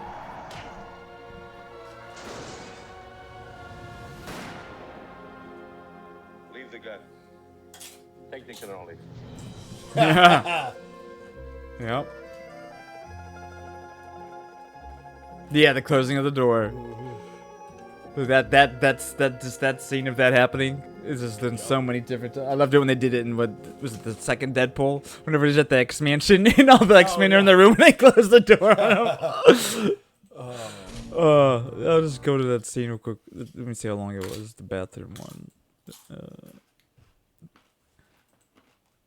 It says it's a trailer. Let's see. Maybe it's the original. The original. 2 hours of Godfather. Godfather 2, buddy. But Godfather, dude. What? Me and Matt made a joke about, because I was saying how I learned how to play this on the guitar. That down there, yeah. Oh, I didn't even think about that till just and now. Matt was saying, like, we're going to do a tour of just playing 2 hours and nothing but Godfather. Yeah, I think it's like the same thing. Yeah. So the Godfather, man. Timeless classic. And so the next one we do is the movie that I had the synchronicity with my dear amazing father about. A little movie called What's Up, Doc? And so this is a comedy. It's a comedy. And so it's pretty... I try to think, you know, I've always, you know, like in anybody, I love comedies. I feel like right now it's harder to sit down in a room with people and actually get them to try and take interest in old comedy, let alone an old movie. I feel like it might be more difficult to get them to try and enjoy them old. Maybe that's just me. I just feel like there's like generational gaps in it's at least that's just my take on. It depends on the comedy. Oh yeah, I was gonna say that from like the 70s. Okay, so I was gonna say that just because with the comedy, because it's like I've had people that have never seen Blazing Saddles and then they start watching and they're like, the fuck, and they're like, I'll give in. an exception to to something that's not pushing the or boundaries. Spaceballs. Well, no, I think I'd like the thing about it is that where like with comedy movies, because I was trying to think of what it was like going back and watching Chappelle Show. Yeah. Like when you go back and watch Chappelle Show, it was like you forget, you know, it was like you remember all like the big skits and stuff like that, but you forget all like the in-between skits. That wasn't like terribly funny. They were hilarious, but they're so dated. Yeah. They're so like, time like relevant. The old like iMac commercials where it was like making fun of just show the guy in the white room. There's references to things in that pop culture that time that won't be funny because that somebody nowadays would watch. They'd be like, that's funny, but they wouldn't understand. And so that's something I feel like Eclipse commercial. A lot of, exactly. But something that or just like all the scary movies, all those movies like that, they're immediately dated by like there'll be really funny stuff, but then there'll be jokes they don't get. That happens a lot of times in comedic movies anyway, is that it's like I can see that they poke fun at the the modern culture, whatever. So I think to your point, the comedy movies from way back that stand up are the ones that are just funny without a social like at that time. Like, without having too much of the cultural, like if you don't know what was funny at that time, you won't get why that joke was hilarious. Yeah, no, I know exactly what you mean. But What's Up, Doc? So some important elements and key techniques about it. So pacing and comedic timing. So the director is Peter Bogdanovich.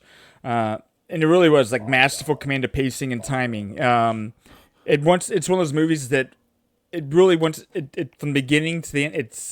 It's got a momentum and an energy that's going, and it's great because it literally just starts like with there's a bag, you see a bag, and then the guy looks at another guy to like follow the bag, someone with a bag, and it's just it's like, okay, there's a mystery, there's a bag, and this guy's following it, we know nothing, and it just keeps going. Now, exactly, they're trying to get the bag.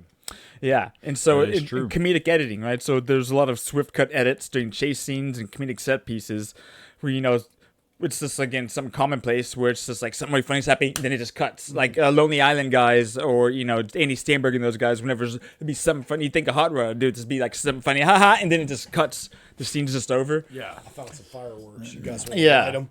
And plus, it's technically, I think, a slapstick comedy. Like because there's a lot of just ridiculous, over the top slapstick and just physical comedy elements that are incorporated to it.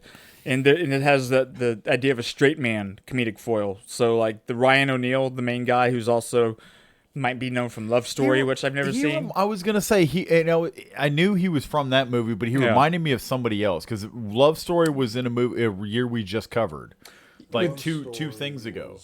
It was like 74 or something. I think believe we just did 74 or something like that, and it was in that. But yeah, one. we didn't even mention that one. No, we didn't mention it, but it was in that year.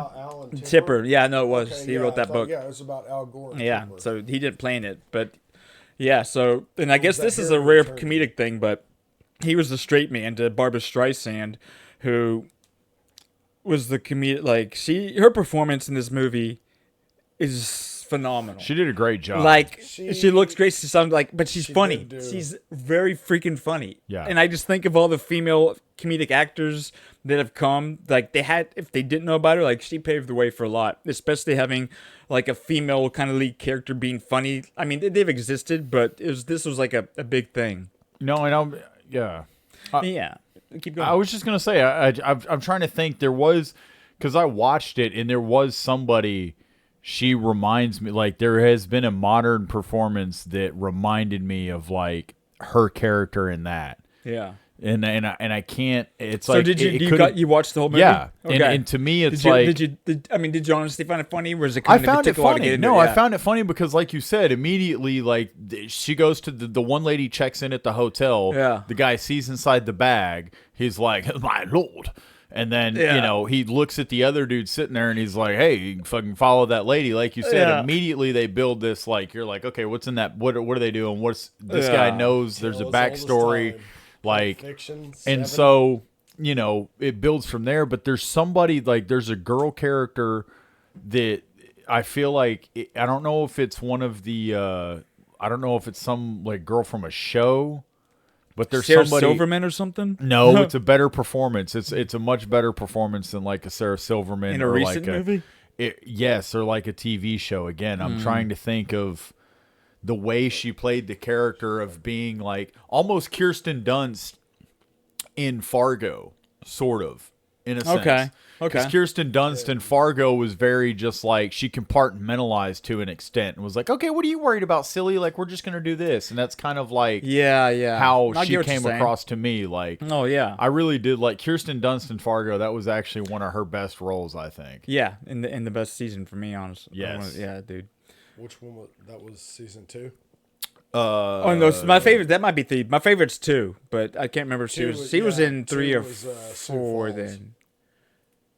Yeah, she wasn't in the one that's in the 70s. Yeah, she was. Okay, then that is 2. Yeah, then that is 2. That's 2. Because the guy that with plays old dude Todd in Breaking Bad. Yes, like that's her Plemons, husband. Jesse Plemons. They're married in real life. Yeah. So that was with old dude Hansi. Yeah. That one. So her that won the character battle. in that very much. Her character reminded me of. Okay, that's interesting. Very because I can see it, but she's obviously not playing an overt comedic role in that. No, but just the way their personalities were, you can connect. Yeah, and I can see that. She kind of looked alike too, and it's funny, just the random scene that because like you had it on when we got here, so I came in and set my bags down or whatever. She actually kind of looked, reminded me of Jennifer Aniston from Friends. It was like something about like her hairstyle. Of course, like Jennifer Aniston's hair is Rachel. Changed every fucking week and was on the corner of every fucking magazine for 10 fucking years. No, you're right though. Very Jennifer Aniston. It's like her nose and brow line. Because that's what she was looking like. Like the here? second one, was the scene that I had seen her in, where it was like the guy does sort of remind me of he is Chevy Chase's. Yeah, kind of. Yeah, but ish. You remember him from Love Story and Hayden Place and there's a scene I'm going to show after this that I've queued up. Part of the courtroom scene, which I know I just love the courtroom scene. funny girl? Wow, She spells funny it without girl. an A. How was that, Bobby? I said this is the official trailer. Yeah, that's cool. It is cool. And I'm gonna say Like this: breaking the fourth wall. This shows San Francisco when it really seemed like an In its amazing peak. place to be. Yeah. As I was telling my dad, I'm like, man, San Francisco was a really beautiful place at one point, wasn't it? Well, there's not much to see, actually. We're inside a Chinese dragon. Any experienced observer of shooting techniques will quickly sense the utterly new and different atmosphere created on the Bogdanovich set. No more the crass showmanship and slapdash of the old Hollywood. You think I played baseball when I was a kid? So even this was like an homage to like classic slapstick. Even this, in Yeah. this time, this was like doing. That's cool. Yeah. I would love to see somebody That's pretty actually do something like this again. I just don't know how well it would be received. What's up, Doc? And it's so clever. It's just like it's clever funny. And Yeah, it's it's like like- it's just some of it's be like, oh, it's silly, whatever. But no, but it's undeniably clever to where you have to admire it. Action. I can't find my rocks. Let's check the cases. Which ones? Here, too, none of the catch-as-catch-can, do-it-anyway attitudes of former filmmakers. Print. Here, instead, is a skilled That maid artist, shooting that gun's sophisticated hilarious because she's like pulling the trigger like. camera as Heifetz uses a Stradivarius. It's an interesting trailer. The way that they're The doing it. relationship between star and director is no longer as in the old days. It's a meta one of trailer. master and slave. Here, mutual respect between the It's like a movie artist talking and the about artist star the movie in the make making of the possible movie. an The exquisitely trailer. honed response. Must remember this. I guess the director's like Yeah. showing the way the actress does the scenes because that's where Barbara Streisand's singing. A kiss is still a kiss. In a rare glimpse of two artists at work, That's they're already doing the scene, but that's normally Barbara Streisand there. working with stars Barbara Streisand, He's like, be sexy. You This is recognize what I mean. recognize this guy too, old the director. and create that almost indefinable thing, which is most simply described as a motion picture called "What's Up, Doc?" Thank you, Papa Mac. Yes, I'm glad I finally. When two lovers woo, they still say, They still say, I love you. And it was refreshing to actually like watch a comedy from a time, and just I know that as soon as my daughter could watch this now, she wouldn't get it, but I Yeah. could. This is like a safe you movie could- I can yeah, always you put have in front of fun her. with it, Yeah. And like her laugh when she slowly gets jokes, and that be I'm having to Look explain at some him. dirty. Like actual humor. Yes, Not like not true, cheap, genuine yeah, humor, not like- crass not cheap blue. humor or, Yeah, dude. you know, that's why I said I guess that kind of goes back So- to my point about it. You know, like standing up, where it's like it's Yeah. actually funny. Like it's not yeah, just exactly. poking fun at the current thing or like you know, Yeah, you have so to have a exactly- frame of reference. It's just funny. Yeah, exactly. You're not gonna really miss anything because it's Yeah. referencing stuff Timeless. time It's sensitive. timelessly funny. So there's this part of this, maybe might be 3 or 4 minutes of this scene at the courthouse towards the end, and I don't know. It's for a reason. I just I can't get enough of this.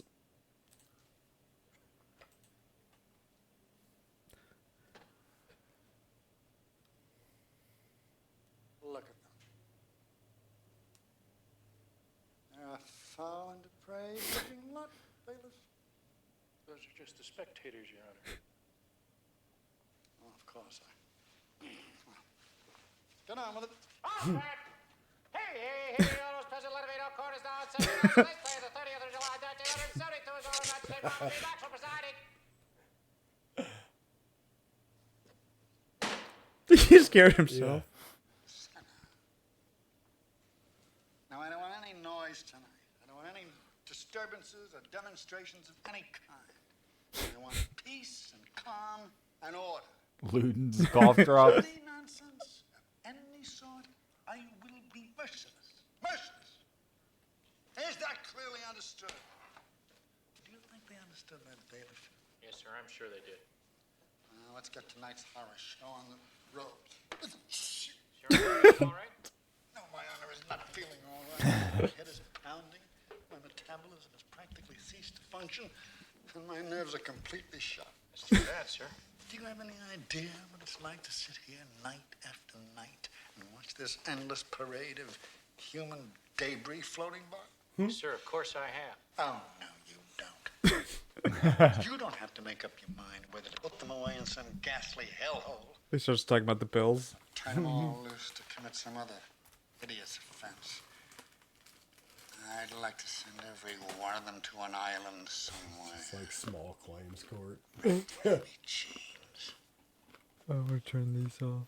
Do you know why I don't, bailiff? Why, Judge? Compassion. I just have too much compassion. That's why I'm a wreck. Right here. It's See this fine. yellow pill? Yes, sir. You know what it's for? What, Judge? To remind me to take this blue. That's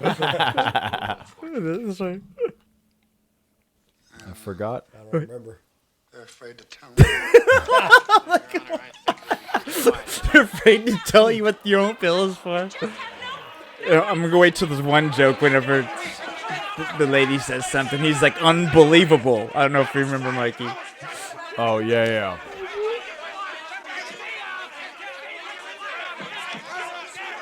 Silence!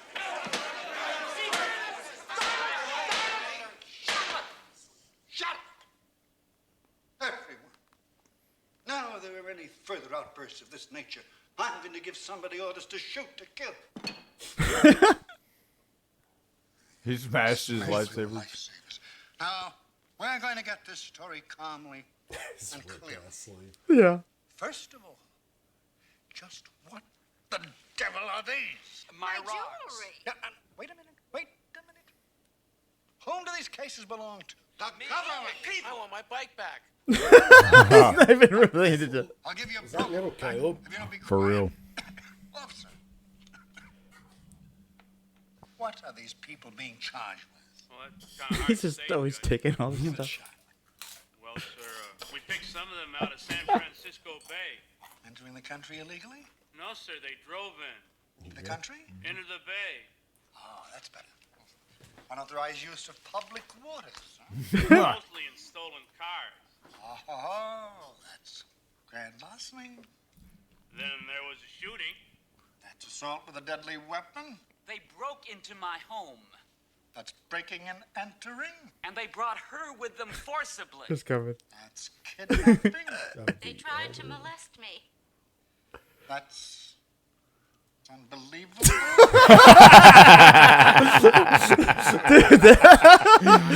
Oh, dude. I mean, Big seeing you. I can watch that whole scene once you get. It's so. I love it, Oh, man. man, that's awesome. Shout out to Tom Landry in the back there. No, Yeah, there's a lot of faces like this dude is young. Even like the guy, the bailiff, the white dude is talking Dude, to him there. that's That freaking I don't know the guy's name, but you recognize him. Like there's and that That's chick that said unbelievable. they tried to molest me. Madeline Kahn. This is her first movie. That's crazy. So that's a face I think a lot of people probably recognize. But yeah, man, what's up, Doc? It's you should definitely watch. If you should definitely watch it. It's I feel like it's a movie you won't ever hear anyone bring up that I'm aware of. I really wouldn't care or know much about it if my dad didn't. No, bring if it you up. didn't, yeah, exactly. So what's up, Doc? But I think that's a good Movie. good little 1972. 1972. Film class. I think let's take a little break and Take a then, break. and then we'll get I gotta back use the bathroom. and the magic will happen. As well. And we're back. Hello. You're Yeah. good. No, You're I was there. looking. No, you're I was sitting there. looking for something. You're sitting right there. Mm-hmm. You're sitting there. I'm here, and so now that we're all here, yes, and finally potatoes back. I had a topic that I had a person that I heard about through some people, and I have some notes. Oh, very There's some specific. things I was listening. Yes, I have notes. All right, so the first thing is and it's all going to kind of lead into each other, but first of all, it all starts with Psy-Ops. Okay. And just for those of you who don't know what a Psy-Op is, What right? is a Psy-Op? Because there's so many. It's funny because I've been in conversations with people fairly recently where psychological opponent. Yes. Operation. Where I end up talking to them and I say something about a Psy-Op and they're like, "What even is a Psy-Op?" Yeah, it's like TikTok is a Psy-Op, this or that. You know, it's kind of or so, the drones were a Psy-Op. So exactly, that's a great example. So right now it says like, so if you just go type in, here's just a definition, a quick AI overview. Quote, a Psy-Op stands for psychological operation, which refers to a military tactic where targeted information and messages are strategically disseminated to influence the opinions, motives, and behavior of a specific audience, often with the goal of achieving a desired military or political objective. Essentially, it's a form of psychological warfare aimed at manipulating people's perceptions through communication techniques. I'd almost throw it underneath the broad umbrella of brainwashing, but not directly brainwashing. But that kind of, it's, you know, like it does end up like, you know, in you know, a mass formation psychosis. Yeah. It's like kind of where it's like a consensus thing where like everybody, once a certain amount of people go along with whatever the thing is, it's not crazy anymore. Even if people are like, it's crazy, it's like, I don't want to go against the grain. And so it's like one of those things where it's like, the tall grass gets cut. So just, you know, blend in. And so, then it gets into, like brainwashing, stuff like that. You're absolutely right. And this is very much encouraged as I talk about it and bring it up. So brainwash your friends. Any thoughts you have? Cool. Go ahead and Gotcha. and spit them out. No, I was just meant what y'all are doing. This is great. He's not going to be mad at us. Focus on influence. The primary aim is to influence the target audience. The target audience is thinking and actions by delivering carefully crafted messages through various channels like propaganda, radio broadcasts, leaflets, or social media. Military applications, primarily used by military forces to gain an advantage in a conflict by swaying public opinion against an enemy, or bolstering support for friendly forces. Target audience analysis. Successful Psy-Ops require a deep understanding of the target population's culture, beliefs, and vulnerabilities to tailor messages effectively. Ethical concerns. Due to its potential for manipulation and misinformation, Psy-Ops exactly what it is. Psy-Ops often raise ethical concerns regarding the use of such tactics. Well, it's not something that you ever do openly. Well, you're trying to subvert. You're trying to subvert people's free will. Yeah. You know, and people's ability. And you don't find out about a Psy-Op until after, unless it's been leaked, until after the ramifications are irrelevant from knowing it. Right? I mean, otherwise it's done in secret. But then it's like, it's one of those things that it's like I feel like it's like once there's the initial crack in the veneer, like there's something that will allow you to see one while it's happening. And like then, Project Mockingbird happening, it's like, okay, we can be aware that there's something going. There's one going on, and just being like, trouble's afoot. If I'm going to rank what the most likely thing is that I'm seeing, even having that mindset gives you some visibility. I think it's like the old saying of, you know, fool me once, shame on you. Fool me twice, shame on me. To where that's kind of what Mikey talks about. Everyone who thinks everything's a conspiracy theory, it's almost like that. Like, I don't want to be fooled, so I'm going to think it's all a lie. Yeah, you know, it's like you operate from that, you know, but it's like that's the thing about it too, is that, you know, like we're getting to the point that we need new conspiracy theories because all my old ones came true already. It's funny. Okay, so now moving along. So now that I've introduced you and giving you that quick to anybody who maybe possibly didn't know, I've given you that quick backstory to what a Psy-Op is, because I'm sure people have heard. PSY-OP. Not dash, but maybe is it a dash? No, maybe not. PSY-OP. It can go either You're way. Right. It's the same spelling. Yeah. You spelled it correctly. It's shorthand for psychological. Yeah. Exactly, which is a thing that a lot of people do not know. So I thought that was cutting open the head. So the next thing I want to talk about is the mammalia brain. Is this something either of you guys have heard about? Yeah, the lizard brain type stuff. It's the lizard brain. Yeah. So Matt, have you heard anything? So I go to kind of again. I have an overview here. You Google, like, do what you like. The Mammalia brain. Would you? Mamilian. So that's the correct one. Mm-hmm. Yeah. Let me see. You can. I think Yeah. This So is about the same. Yeah, you can go ahead and read what you'd like there. I have it here, but this is a group. This is a group but do you want to experiment. You can read yours first No, because go I ahead just with I that. use That's the internet. Probably about the same thing. So yeah, mammalian brain typically refers to part of the triune brain theory proposed by neuroscientist Paul MacLean. According to this model, the human brain evolved in 3 stages. Number 1, what Chris was saying, but I immediately thought reptilian brain. So the brain stem and the basal ganglia controls basic survival functions like breathing, heart rate, fight or flight responses. Kind of sounds like stuff that's automatic. The auto responses. That if you were, and then 2 is specifically the mammalian brain, what Mikey is referencing. So it's different from the reptilian brain, but it's in the same kind of school of thought or theory. Responsible for emotions, memory, social interactions, bonding, and nurturing behaviors. Structures include the amygdala, which controls fear, emotion, responses, aggression, the hippocampus, memory, spatial navigation, the hypothalamus, homeostasis, hormone regulation, drives hunger, thirst, sex. That's like thalamus. Thalamus. Is it Maslow's? The hierarchy, Maslow's hierarchy of needs. Yeah, it's probably stemmed from here. Yeah. The mammalian brain. Then thalamus, the relay station for sensory information. And lastly, the cingulate cortex, emotional regulation, empathy, and social interactions. So it seems like that's very much tied to the amygdala. And number 3, don't we get to the third part? Yeah, absolutely. It's just one. It's important. The neocortex. So we had number 1, reptilian brain, 2, mammalian brain, 3, neocortex, which is the human brain, involved in higher order cognitive functions such as reasoning, language, abstract thinking, planning, and conscious awareness.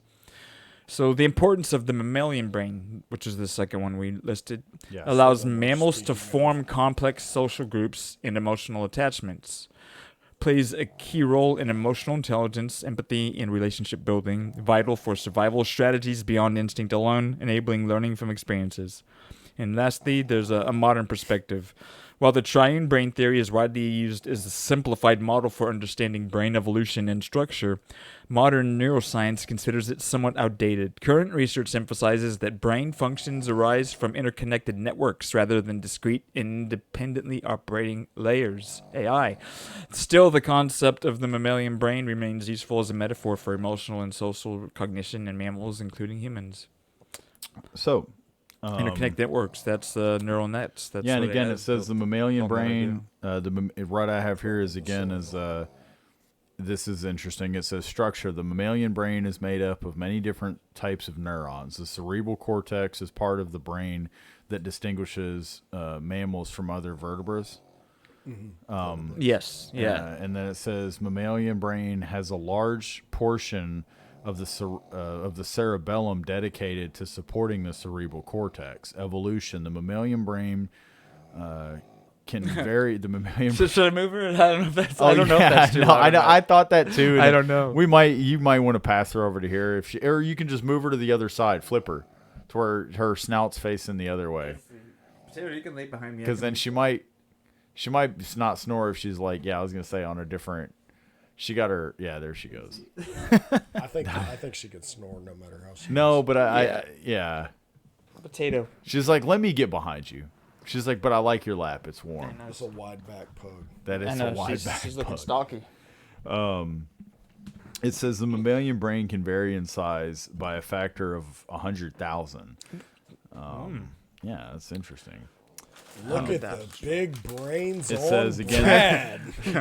Yeah, so you pretty much explain the important part, which was about the mammalian brain's controls the emotional responses to social interactions, such as feelings of acceptance, rejection, and pair bonding.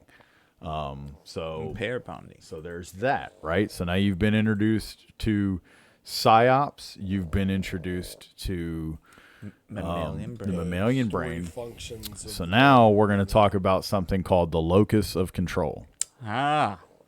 Do you know what the locus of control is? I am heard of familiar this? with. Yes, I have.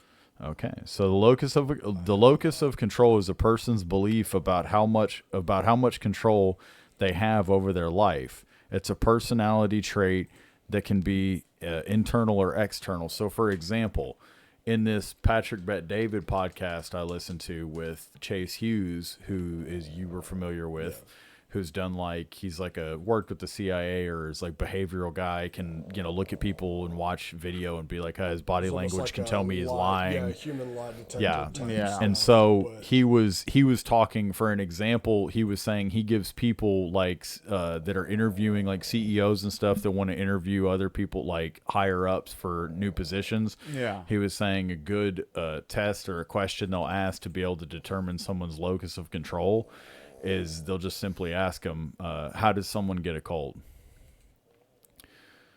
And how would you, and so at that point he said that when you would ask someone how does someone get a cold, he said they're going to give you one of two responses. He said the one response is either going to be that, kids, there's a bunch of dirty, grimy little kids running around sniffling and touching stuff, and then there's other people who get sick and they go out in public and they're careless and then they get sick and then they some pass people it. think that and the then the cold other temperature turns them sick. And then the other side of it is the group of people that say, well, how does someone catch a cold? And their response is, well, could be lack of sleep. I wasn't eating right. Yeah. I didn't take care of myself. It's my fault, or it's other fault. It's somebody else's fault. It's something else. Somebody else did this. My sleep schedule's been not taking my vitamins. Exactly. And so, interesting. And I have the locus of. I have more about it, but as again, I feel like there's got to be a better question they could ask. At least just because I know I could. It's a good that way. A it's the same hypothetical as like what'd you have for what you say. Where they find out the question, how would you feel if you didn't have breakfast today? Yeah. Sorry, but what you're saying, Mikey? How would you feel? We can keep going. How would you feel if you didn't have breakfast today, though? Is like one of those questions. Yeah, they ask you the question. It's like, and so people would be like, why don't I? I had breakfast today. I have breakfast every day. They can't embrace like the hypothetical stuff like that. Or gotcha. They're not able to engage, so it's like it's completely foreign to them. Yeah. But with this one, with the locus of control, it's like, to me, it makes sense. The question makes sense because it's a very basic way of figuring out how someone looks at things. It's like they look at things as, is it their environment and stuff around them, or do they look at stuff initially first of like, what do my actions? Are they victims of reality, or do they actually have like agency to change what their circumstances? Yes. What potential control do I have? Exactly. Over the situation? And what maybe could I have done to have prevented it getting to this place? Yeah. And so, do you want to talk about the locus of control? Yeah, so I can just read these two quick things I pulled up. Go ahead. I used Grok AI, that's like to mix it up. So it kind of breaks them down into two. So the internal locus of control is a person you believe your actions, decisions, and efforts directly influence what happens to you. People with a strong internal locus tend to be proactive, confident, and take responsibility for their outcomes. Example, I got a promotion because I worked hard. And then the other type of person is an external locus of control mindset.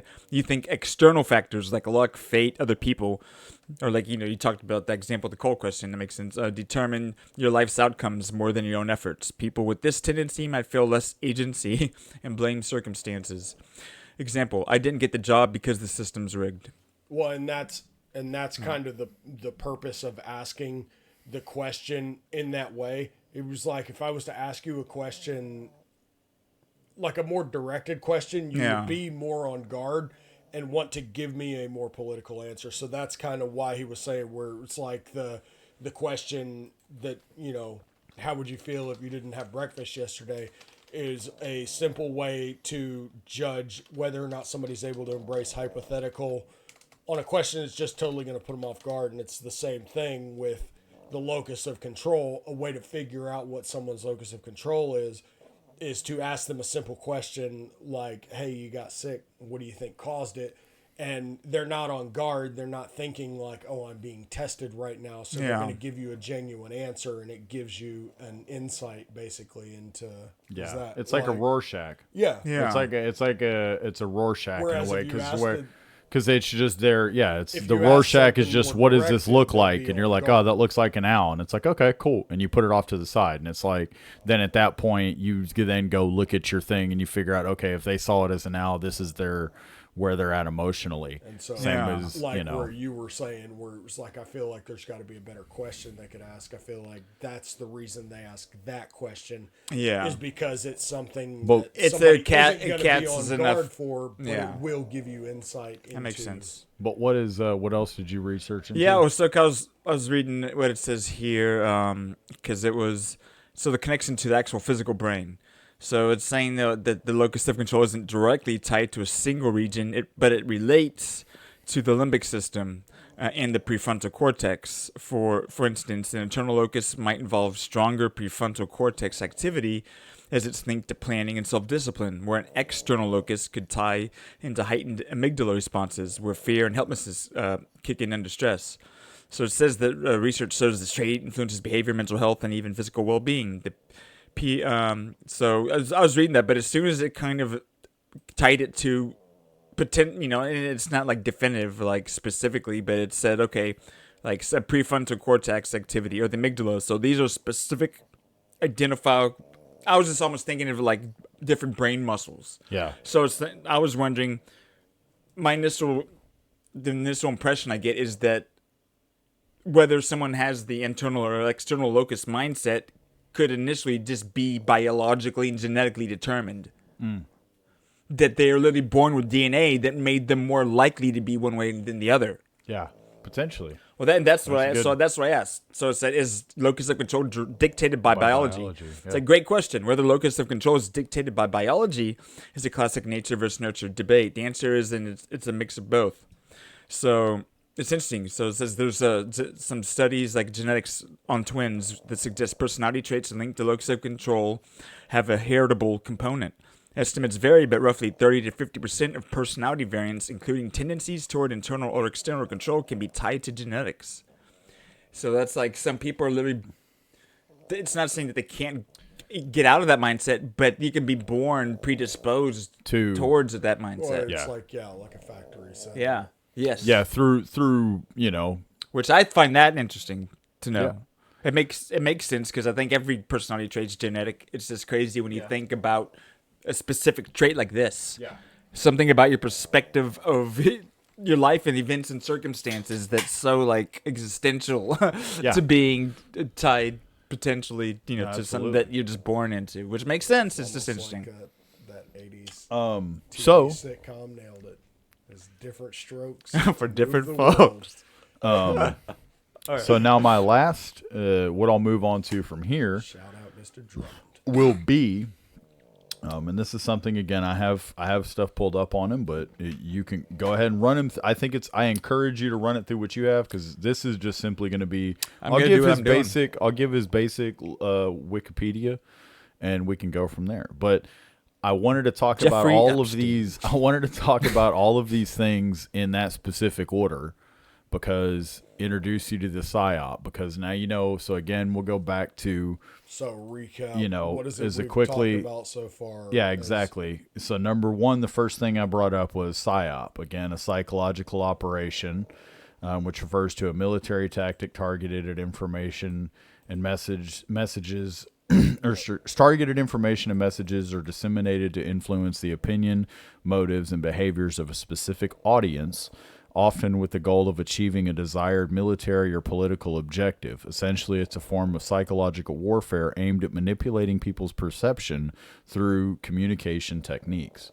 So that's your basic understanding of what a Psy-Op is. And then from there, mammalian brain. It's a complex organ that controls many of the functions of mammals, including thinking, learning, feeling, emotions. It also controls behavior, memory, and sensory perception. I think so. Like the mammalian brain, I believe was like what they would call like the midbrain. I'm guessing. Yeah, it was the second one, so that would make sense. The way it is because that's what they talk about. Like when you hear guys talk about like doing shit when they were like younger. Like or whatever. It was like that was my lizard brain. My my frontal cortex hadn't fully developed yet. You know, that's Yes. like one of those things where it's like That you hear is- him say that is exactly And so it like is a line in movies and where jokes, they'll- yeah. So it's like it goes, you know, obviously would develop from the spine forward or whatever, and so Yeah. it's like lizard brain, your midbrain, mammalian brain, and then the prefrontal cortex is like, you know. Beyond. So, What about the medulla oblongata? My mama said that So- it is angry because I'm curious to get where we're going here. So from there, we went to the locus of control. And the locus of control is a person's belief about how much control they have, over their own life. It's a personality trait that can be internal or external. Or do external factors. Yeah, and again, it's a personality trait that can be internal or external, so it can manifest differently. And so that to say again, so pretty much, you have a Psy-Op, so then you wonder, the thing, once you've introduced somebody to a Psy-Op, people are then going to be like, okay, well, how do people fall for them, or what are some like examples, right, or something you want to know? You think, okay, well, whatever, how does that? So the mammalian brain, and what I walked us through in that order, is that like kind of examples of like giving you a way to understand how these things are possible. Psychological operations are playing on them exactly.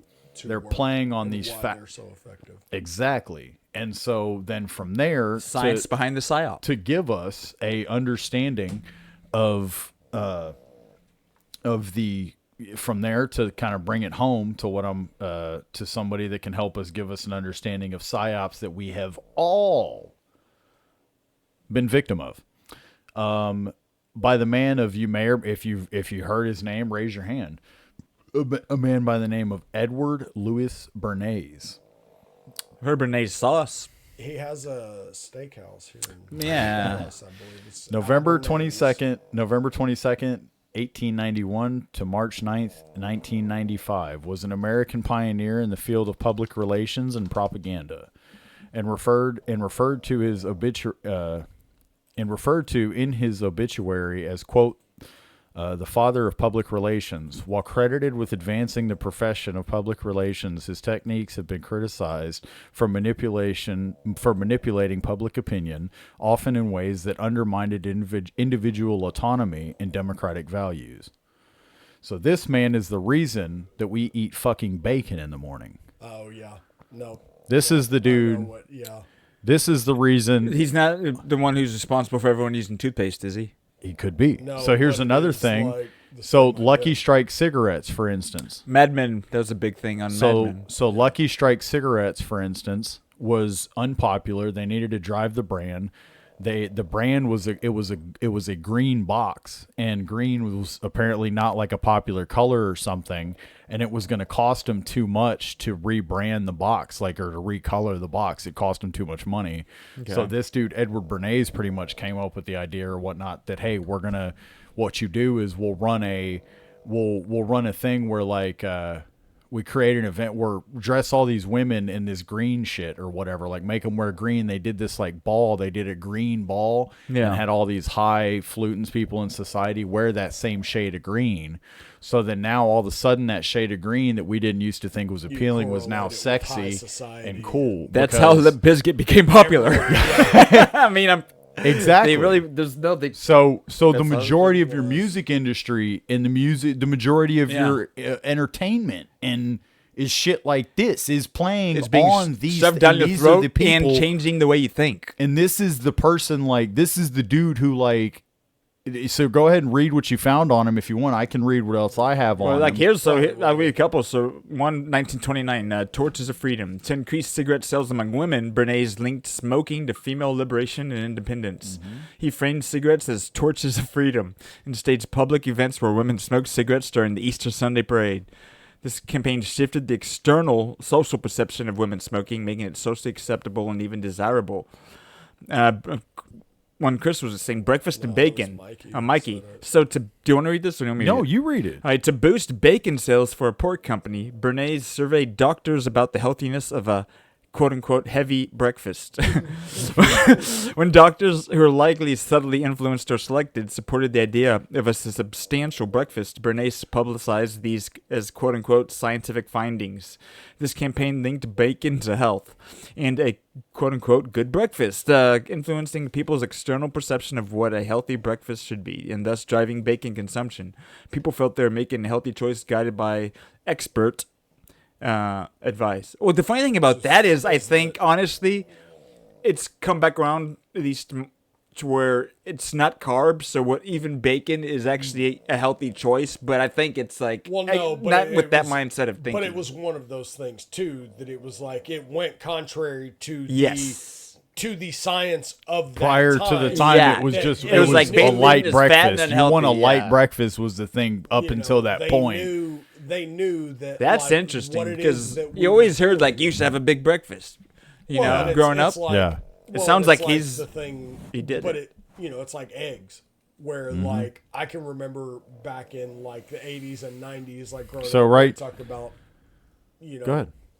Like that stuff where it was like 1 minute eggs were bad for you. Oh, they're high in cholesterol. You shouldn't have eggs. You shouldn't have, this and that, whatever. And then it's like, and then come to find out that like, oh, you do need this, or you do, just like that with the bacon, where it was like at the time, there was no scientific findings being like, oh, it was, they like literally changed public opinion. Science, they literally did. Science, and then the science caught up, but at the time. But so we're not helpless though. Right? Ask it about the Lucky Strike cigarettes with Edward Bernays involving him. Yeah, it was very top. It said. No, this is its thinking. Oh, I gotcha. So I can see its thought process. Oh, that's cool. The way it was like, yeah, that's cool. Yeah, so it knows what we're conversation's about. Yeah. So it's neat. It's nuts. Yeah. Yes, Lucky Strike cigarettes provide another excellent and very visually striking example of Edward Bernays' work and how it relates to the concept of external locus of control through the manipulation of public perception and desire. Specifically, you're likely thinking of the Lucky Strike Green campaign. But that's what you were just talking about there, huh, Mikey? The 20s. It's a classic example of his engineering of consent. Yep. That's a solid terminology, engineering of consent. Yeah, because then keep going, And how he can influence consumer behavior by shaping external cultural trends and perceptions. Here's the breakdown of what happened. So the problem, unfashionable green packaging. The packaging was green. Yeah, it was the signature color. That green was considered unfashionable for women's clothing at the time. Fashion dictated colors like beige, navy, and black.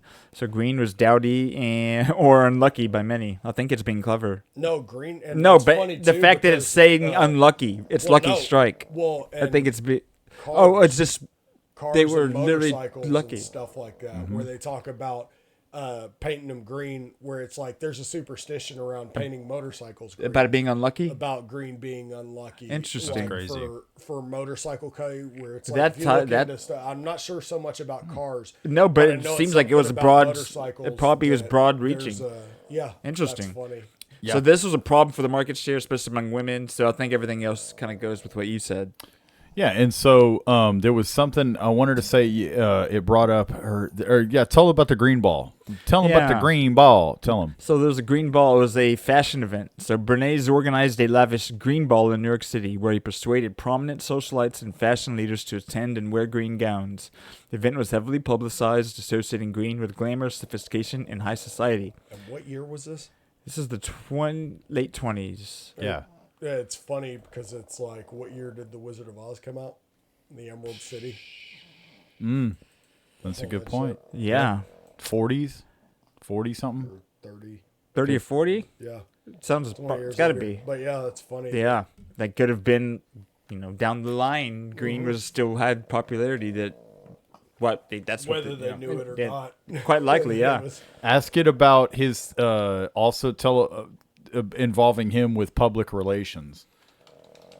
I think that's what the thing they considered him because this is interesting why he even called it public relations, I think. Yeah.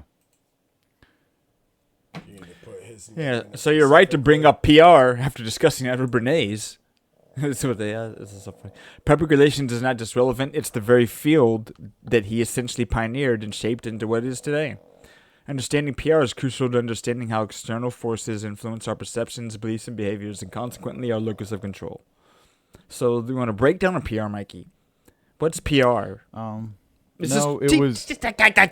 No, ask it, why did he call it PR? Okay. Let me just make sure it's... Or why did he call it public relations, or... Keep going, because it just said the what right above that. So it may be... I guess let's do it. Why named PR?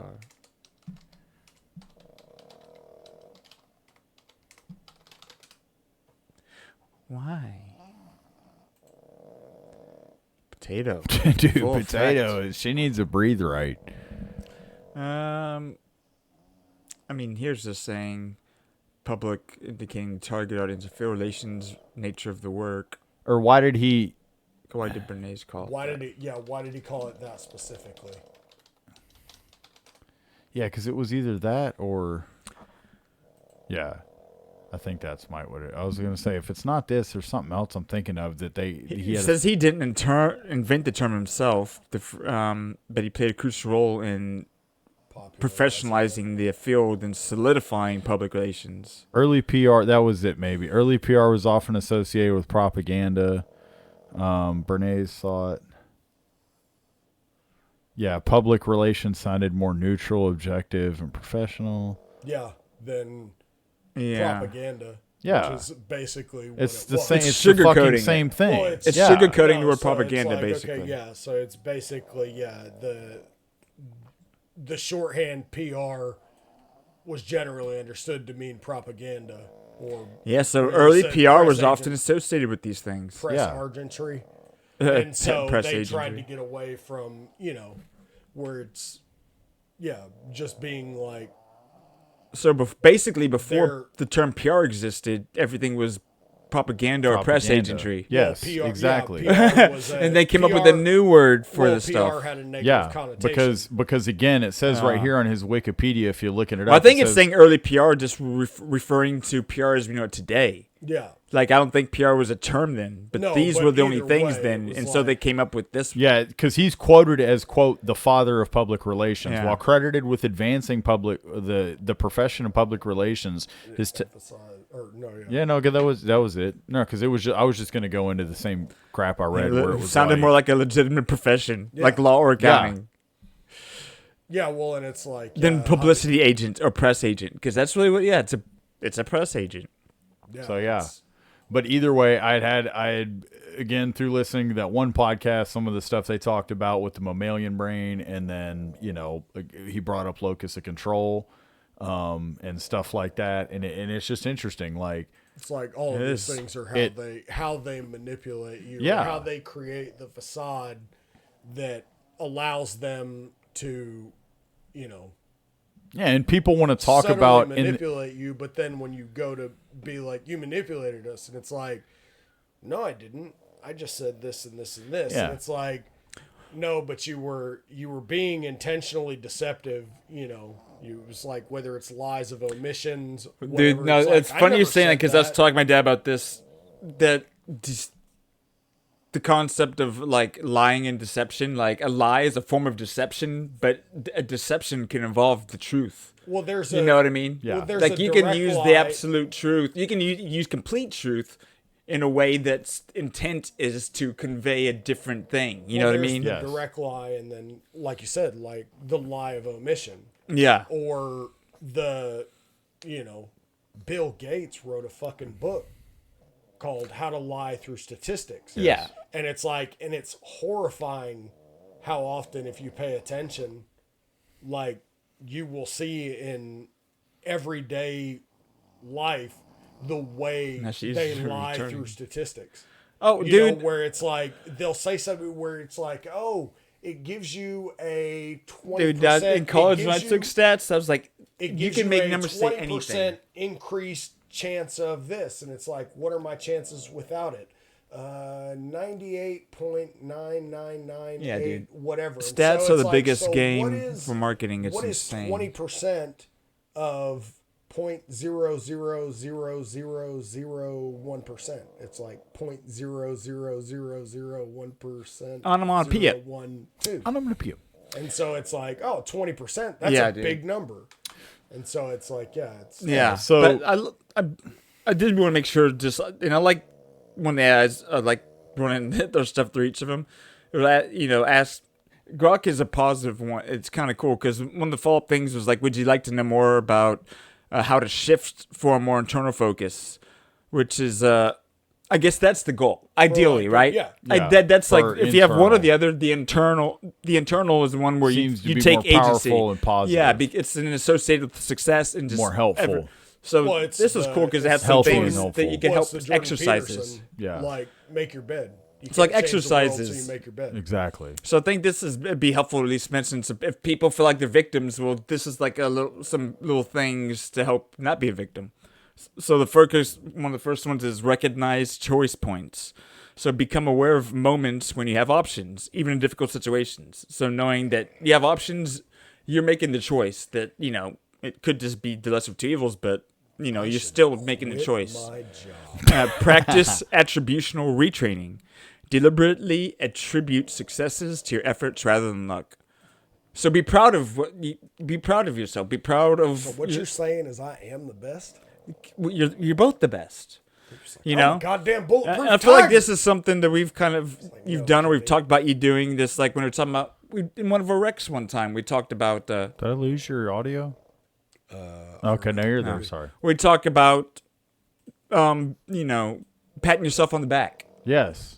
Yeah. You know what I mean? Give yourself credit. Yeah. 3, set achievable goals. Experiencing success in meeting goals, you set yourself up by reinforce your agency. Man, this is something that's like I try and say. It's like, yes, have big goals, but also give yourself low-hanging fruit. Give yourself stuff you can finish. Yeah. Like Stephanie's like, oh, I need to clean the whole house, or I need to do all this. Like, target one thing at a time you can finish in one sitting. Because if you know yourself and you're not you know what I mean? But people put themselves in these scenarios where it's like an impossible challenge, like John Wick, they give themselves an impossible task, which is, they should, but you can have tasks along the way that help you get there. Like, you're exercising the muscle. When you feel that success, that's like doing something to you, you know? It's almost like what you talked about when you started digging into the men who stare at goats stuff. Oh, McGonagall and all that? Yeah, where he was talking about them teaching people how to shoot. Oh, yes. And they would be right here. Yes. And so they never know. Yeah, they no, never it was, know failure. Gosh, So it's like yeah, it was a certain term, but put they it would right have the here. target like They'd a put foot the away target from them, to or- where they or would the just gun in contact with it. They'd pull the trigger. it'd be bang, easy to and hit go in where target it- and bullseye, and then they would move just it gradually, slowly move it back, and they were shooting as good or So better they than like never- people who have been training their whole life. They never experience. It's exactly the that. failure, and so it's like, and It's good connection. And so That's really good You're connection. setting. It's like, I want every day for the next year, I want to wake up at 7 a.m. and do 100 push-ups, and it's like, well, Maybe that's a big fucking do goal. one every day How for a about- week, then do 2 how every about day for a tonight- week. How about tonight? Go to bed at midnight and just try to be up at So- 7 a.m. tomorrow. Yeah. I wanted to Set say achievable one more goal. question to maybe ask it before I Yeah. forget, or to just type out, or Yeah, yeah. just to get it on record. Yeah. For Grok or whatever, is ask like the mammalian brain being connected with like visual learning, because that was something. It's like that again in that podcast they were talking about with the guy. He said something about visual, like how he said AI's talking shit to us. he said Seems you're circling back, fucking peasants. Let me just see what this one says. because he was saying something about visual. He was saying how, regardless of whatever this finds, I just didn't know. I'm trying to help jog my memory of where they were at. But more or less what he was saying is that he was like, he said what he tells people in regards for like if they're trying to, create something or do something, whatever. He was saying like, he said everybody talks about writing your notes, like making notes and writing things out. And he was like, that's good and all. He said, but like, he said that what I tell people is like, if you have a goal you want to achieve or whatever it is, he was saying that like pretty much write your goal out or like as if you're like trying to explain it to your dog.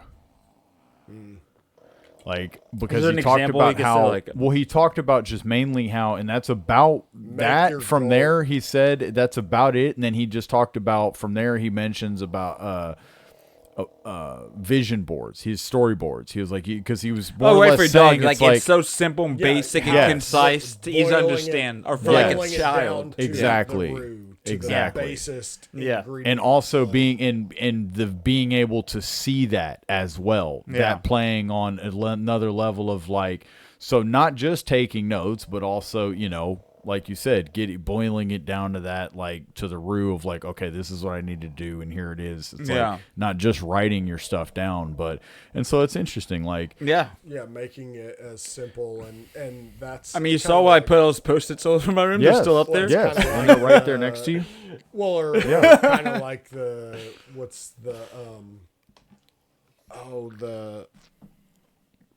book about the laws of or the four. Oh my God, I can't think of the name of that book.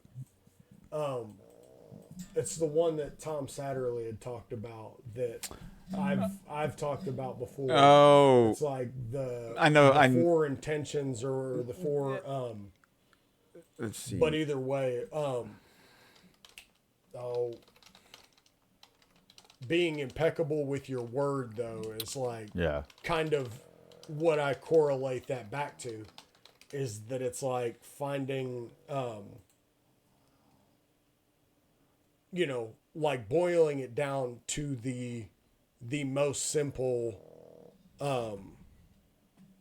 like the most simple thing. How would you explain it to your dog? Yeah. And, you know, like that makes sense. The universe not understanding things like don't, can't, you know, and it's like, what is, you know, how do you speak to yourself without, you know, things like, I don't want to be this. Yeah, exactly. I can't be that. Like get negatives out, right? You know, part of the whole, because you're really it was also trying to break it down to the smallest part to where it's like, I want to be better.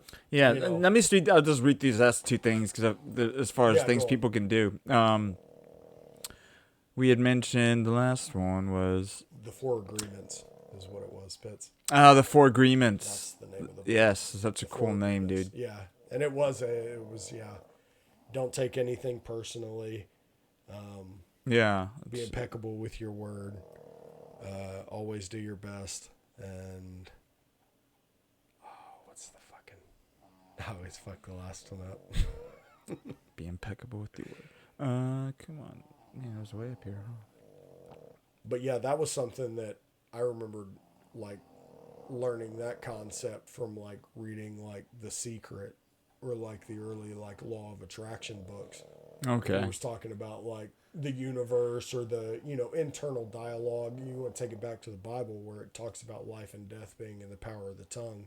Yeah. And it's like removing negative speech. Okay, here we go. Yeah, so develop skills is the other one. But yeah, no, I hear what you're saying, man. I was filibustering while you... Thank you. So building competence in various areas increases your actual control. So just practicing and being just learning how to do something, you know? And again, that's like we're just picking up playing an instrument or figuring out how to fix things. Something breaks that's simple, like, you know, it's simple skills. And the last thing, mindful of the moment. And it's funny you say because the last one, it says mindfulness practices. These can help you notice automatic external attributions and consciously reconsider them. I'm just going to ask it for some of the, but I'm not going to go to it, but I feel like, because I think we've talked about mindfulness practices before, Mikey, and they're techniques that cultivate present moment awareness and attention. So core mindfulness practices, focused attention meditation, deliberately focusing attention on a single object. And dude, I posted something on our Twitter, and I think I posted it to our Instagram within the last month, where I was just talking about watching a movie. I'm like, challenge yourself to turn everything else off, and actually just sit, put your phone away, and actually just watch the movie. Yeah. Literally, just focus on the movie. It sounds absurd because it's doing nothing, but you're It's a doing lost- nothing with your phone. it's a Yeah. lost art. And I feel like that, literally sitting down and watching a movie or a show completely, fully, it's like an exercise that people need to do, which is like a crazy thing to say. Well, or On the body scan. going out, like literally like going out to eat somewhere and being consciously aware that it's like, I'm gonna put my phone in my pocket and I'm not gonna check it until I go to the bathroom or until we but I'm gonna be here in this moment and I'm not going to and again setting that short goal with that target right in front of you. Yeah, not that doing it's that like, is gonna. I'm not gonna be on my phone for the rest of this year. Fuck that. Yeah. I'm gonna go out and hang out with my friends. And Yeah. I'm gonna try to not pick up my phone so I go to the bathroom. And then you Dude, stack. funny those thing wins. about phone. And The one more of you those put it down, the less you. Yeah. think No, about it. today I went to the gym and I got halfway there and I realized I forgot my phone here. Which is not a big deal, but it's interesting because I got pretty far from my house Before you realize. before I realized I didn't have my shit, phone. I'm on my phone. You Yeah. get a little hiccup of anxiety. But then I was at like, oh, first, whatever. And it but was then more it's just knowing Stephanie's who probably messaged me. Yeah, And then you're like, I oh, got this home is and actually Stephanie kinda was cool. like, I was like, oh, I tried to message him. Like, I didn't have my phone. She's like, Yeah. okay. I started to worry, but it's like, it was interesting. So I wasn't at the terms gym of- as long. I was more efficient because it takes me a lot longer there. But I didn't have my phone. I probably shaved off 10 minutes of like random things I did on my phone just while navigating a checking gym. messages Yeah. between Yeah. rest sections. talking to me. I was gonna say one of the things like through what we were talking about, another deal I had heard of, something we said made me think about it, and that's why I was on my phone this whole time, was to try and find what university I thought did a study on it, but about like staring into the mirror and doing talking to yourself positively, saying positive things. Like And Patrick while there Bateman. wasn't necessarily a lot, and I could have just been mistaken, it might have just been one person's preference to look into the mirror and say Yeah. it. But what it was it was saying it did understand what I was trying to refer to. And again, I do think that the staring into the mirror thing was more or less like a person's Yeah, that was own the way they thing. did it. But Yeah, but it was saying that, yes, Harvard University has conducted research related to positive affirmations and self-empowerment. Although not necessarily invoking staring into the mirror, however, there are studies on self-affirmation theory, like the tapes people that have ties and stuff. that have ties to Harvard's work. So there's one significant study from Harvard researchers, particularly Lisa Legault, Legault, Legault. That sounds good to me. Yeah, and others explored. I'll take a Legault. Explored. That's a good beer name. Legault Blue. Legault Green. Blue. The idea of repeating positive affirmations can influence one's mindset, self-esteem, and stress responses. The affirmations can help. Speaking into The affirmations can help people handle challenges by boosting their self of worth and self-confidence. While Harvard has contributed extensively to the understanding of self-affirmation, the specific, quote, mirror work involving staring into a mirror, repeating words not directly linked to their studies. However, the general concept of using positive affirmations to improve psychological well-being is part of a broader field of research that includes Harvard's work. So yes. this is why you asked me if I knew anyone selling a full-length mirror. Yes, Okay. and now I'm gonna cancel that order that I just got. That's But- why I thought it was going to reference like the plant study or whatever. That was like something. what- I'll ask it. Yeah, but that is but something it's that I'd love to talk where about. they've That's talked super about interesting. The having McGonagall stuff. two- Yeah, well, and like like having the two being plants. yelling and negative at the plant, like it Yeah. actually was killing it. Yeah, Yeah, that was well- like part of all the crazy studies that are going on at the same time they're doing the remote viewing stuff. Oh yeah, cool. And Yeah. so it's like, yeah, there definitely is. And again, Oh yeah, it's like I remember that on the Sean Ryan interview with and McGonagall. it's neat though that because it does correlate back to like biblical stuff where it's like and going back to boiling stuff down to the root or to its Like simplest. the power of How the would you spoken word. How would you explain it to your dog? The power life of and spoken life word. and death is in the power of the tongue. Yeah, literally. Like and James, that's- the book how of would you- James. no, I know, and that's what I'm saying. Is like, how yeah. would you explain it to a dog? And it's like you would boil it down to its simplest form. And it's like, you would tell somebody, Yeah. life and death is in the power of the tongue. It's like, well, what the fuck's that mean? It was like the Bible verse that it talks about, I'll use simple things to confound the wise. Where it's like, you can dig into that all you want, or you can just be like, oh. Yeah. Yeah. And the thing is, if you want to dig into it, I think you could probably start to try and get into breaking things down into vibrations and sound waves and what the actual words are in the meaning behind the words, whatever frequency all that travels on, actually affecting your brain, But that's like the spectrum, like the meme that I told you about, where you have the guy on one end that's like the total fucking troglodyte that's like, God is real, just because he's like, God's real. Yeah, and then the intellectual on the other end that had dug all the way into it, that's like, God is real and I can exclude. But they're both saying the same thing. One has done all the research, one just knows it intuitively, and it's the midwit in the middle that's like, actually, is the Zen character on the one end. Exactly. And like you're going back to your White Lotus thing. It's like, that's going back to Mikey, because Mikey's all about the Zen character. It's all just Uncle Buddy. Uncle Baby Billy Buddy. Whatever. There was something else. What did you say? There was something else that guy had said, and I can't exactly. This is the guy that was being interviewed on that podcast. Yes, Chase Hughes. So this wasn't the Joe Rogan podcast. No, because not Joe. We'll get to that. We'll get to Mr. Okay, so he was just saying he was saying that I bet that he was talking about something about words and how like we're not. It's more or less again like you don't know always what they mean. Yeah, like, but he was saying more or less that like depends on what the definition of what. Again, I think the visual aspect of things and like the. There was other like emotional aspects versus over the words that like it was interesting. I wish I bet I could do find the things. transcript. So there's he probably does stuff on YouTube, right? Oh yeah, it's on Spotify is where I listen. No, but if I can get the Chase, links to the YouTube, yeah, he's got his own YouTube where he breaks down. So that means he's probably got the interview on there. Yeah, it'd be cool if you could find that spot. I mean, I could. What do you know what his name is? Yeah, well, I know the interview. Yeah, it's just look up his name. No, it's right here. It's MK Ultra was real. Chase Hughes. Yeah, that's it. Okay. Chase Hughes has his own. And well, that one's 20 minutes. Here's the full one. Yeah. Okay. We'll see. Hopefully, it's within the first 30 minutes. No, but let's see. I know. I'm just letting you know that it's within the first 30 minutes of the show. Let me show it AI the magic now. Yeah. We can ask any question from that YouTube video, and it'll give us the answer. I love it. I absolutely love it. In that because it was beautiful what he meant about words. So and how what do you want me to, about how first I'll do summarize in bullet points, and then we'll see if it has there. It's the Patrick, Bet David, Chase Hughes talk.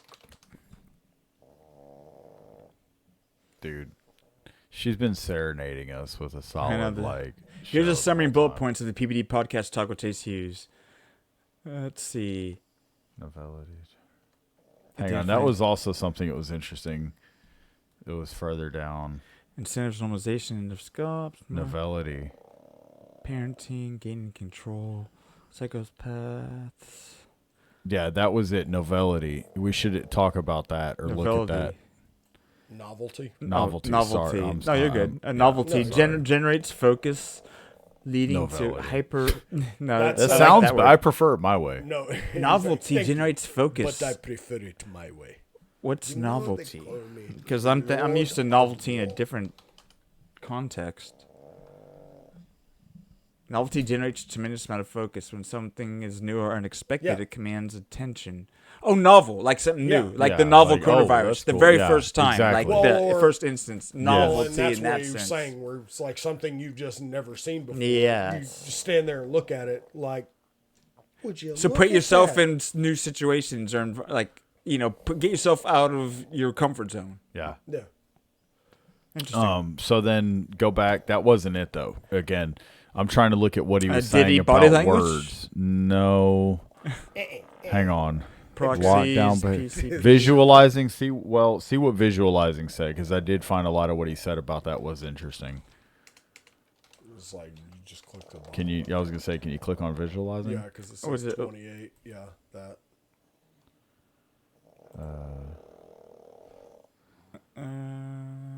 Oh, let's skip to the exact part. I'm not sure. We're always involved in Looks like Psy-Ops. you've got your, because it's one of the last Whoa, ones. it's saying 28. So it'd be right there at 28 the end. minutes. Look at your yellow bar. No, across the bottom of the screen. It was one of your last ones, so it'd be towards the very end. Oh, this is it right here. I'm just. That's what I was saying. I'm guessing this is referencing the minute. But it goes. Because again, it was in the first. No, here, but Phil, look here. It gives me text here. The 28th timestamp. Look at your timestamps on the bottom of the video. So, we have to 1, 2, count? 3, 4, 5, 6. 28 is going to be down. One of the last ones. Yeah, that's what I said. I see what you're saying. I see. Yeah, I didn't even know. Yeah, I didn't either, but Chris is a smart I think that's what we talked about earlier. Composure is contagious. So I think that's a very good thing. Read on the side here. What do you think about this? So everybody kind of finds out what all the business units are doing. Then it's one-on-one attention. Meeting with Manek. That's the one right there from 1985. Yeah, that's the one. How to prevent success from ruining your marriage. Oh my God. Yeah, it's such a. So it'll probably be it's where one you're of going these to need the next rest of two. your life. It's not like this is Prozac stuff. Most people are visualizing things going bad and getting better at visualizing. Number one, and getting some training how to do that. So I think this might, like Olympic athletes has proven Formula One drivers. No, this isn't necessarily what I thought. So again, can you visualizing doing it? Ask it what it said about humans and words, or like, yeah.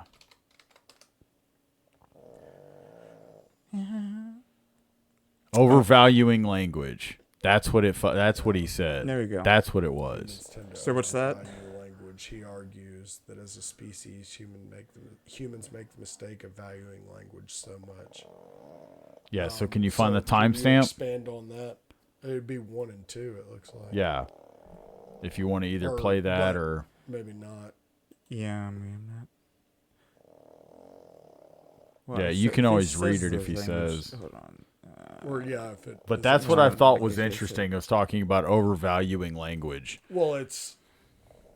Isn't it Have you ironic guys that we're on a ever- podcast talking about overvaluing language? Have you guys ever watched the show Dark? Have y'all ever seen Dark?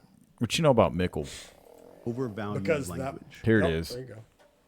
Human beings tend to overvalue language. Yeah. So I because so teach much is persuasion and influence expressed. for a I living. charge I'm $10 for this. Psy-Ops all the time. I train Psy-Ops maybe once a year, and that's at Fort Bragg. So when it comes down to let's just take a basic example of sales, a sales team. Somebody says, "Well, I need a better script. I need a better thing for the phone. What do I say?" Or somebody, let's say the top sales guy at a company has this record number of sales. What does the management do? They're like, "Okay, what is he saying? Not who is he, it's what is he saying." And that's the biggest mistake. It took me 15 years to learn this mistake that our species makes is we value language so much. And I've studied neuroscience for the past 7 years, and there is no structure in our brain designed for language. We have one for vision, for smell, for touch, motor control, all this other stuff. There's no hierarchical structure in our brain for language. It's because it's pretty new to us as a species, and our brains haven't changed in 200,000 years. But we think, what do I need to say? And when I get clients, That's the it. first thing that clients That's ask me interesting. for is, we need a better So, yeah, I mean, script. it's- need that a- was- It's like It's almost interesting, like but I don't know. It doesn't. The concept of it doesn't hold much conversational weight for me personally. That right there. I think it holds weight. I think if Not you for look me at it, personally, I'm yeah, just but saying. I think Well, yeah, it because doesn't you just if you're said looking at language it don't just mean in shit. when if you're looking at What's it. that? Okay, explain. Like, what does that mean? Like, what's that mean? Like, what's the impact you get from it? I think that it doesn't mean anything on its own, but whenever you consider it in the terms of other things he's talking about, okay, in I think context that it's- of the whole of the conversation. what he's saying, and again, it's Gotcha. like, you know, I do think that it holds more weight than I mean, wait, that's the wrong. What term. do you? I mean, what's your? Oh, why I guess don't my you thing think is like that? Because to me, it's he's him kind saying of. There's brain. There's have all these brain functions we've identified that are directly linked to specific functions or emotional responses and whatnot. But there's not one directly associated with language, and he's saying that because it's relatively new, which I don't believe. I mean, because I'm a creationist, I believe we've had a form of language.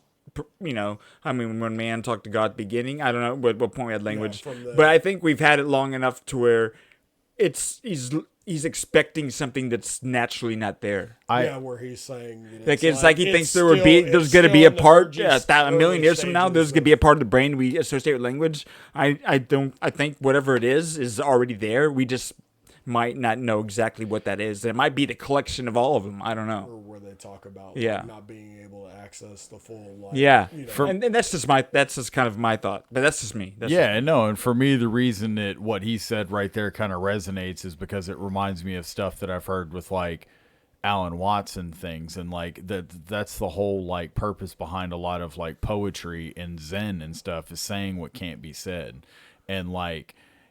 How oftentimes language gets in the way. Think of how many misunderstandings you have with people because you misinterpret shit that somebody says. So I get that, like I kind of then get I guess like, what if there was no communication at all? And again, for me, while I understand that slightly, our conclusions about it are different, or what he's saying about it being new and not. It's like, to me, I still see his point about language not. I just need to watch the whole thing. Regardless of you believing that what he like, I get your point, the whole thing, I think the context I feel like you could maybe potentially be getting hung up on that one part about because that's all I've seen. Him saying that about how long language has been around, and I get what he means, because it's like, think about it like this: like whenever I trained in Systema, if you can for a second, like when I trained Systema, they talked to us about how like there's so many things, like a lot of what we were doing in Systema was being taught to me. They were saying that it's like we're not really trying to teach you anything. We're trying to help you remember something. Okay. Because it's like your body, like remembers, it's an like if you get like a knife, like getting a knife next to your body, like you remember that, like like, okay, a pointed blade, like move away from it, like heat, get away from that. Human beings have died from over whereas like long, there's a genetic memory, a genuine instinct in the human body that when they feel a blade against their skin, they move in a way that they didn't even know they could. Yeah. Whereas like with words, and it's like, so I kind of get what he means in a sense of how it's like, and also to us also working with, like you said, like we had that mammalian brain or whatever, that lizard type brain. Well, it's like working from that point of view a lot of times is how, like, how many times have you sent, like a perfect encapsulation of it falling short, I feel like, is like the amount of times you've sent a text message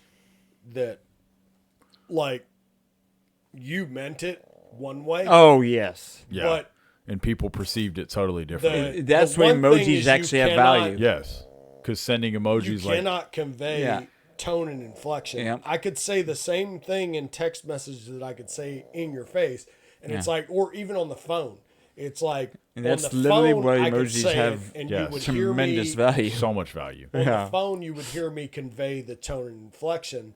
But it's like, if you were to see me in person, it's like being able to visually see my face when I say the thing. And hear the way you say it. The tone and inflection. So it's like, in text, I bet there have been so many even marriages that have fallen apart over text messages that were misinterpreted. And I bet, and again, I think that my main thing is that I do think he's right about is, regardless of maybe his analogy being poor or whatnot. Yeah, I'm not going to say poor. I'm just talking about my thoughts. No, and I agree. Like, I'm not, because I'm not trying to. I'm not. I'm not shitting on him. No, I know. I understand that, and that's what I'm trying to say. I'm not trying to like convince you of anything otherwise. All I meant is that like I didn't want to, because you're probably right. I get that, but like I think the main point is I still think he's right. We overvalue language. Yeah, that's the whole thing. That what were you told when you were a kid? Sticks and stones may break my bones.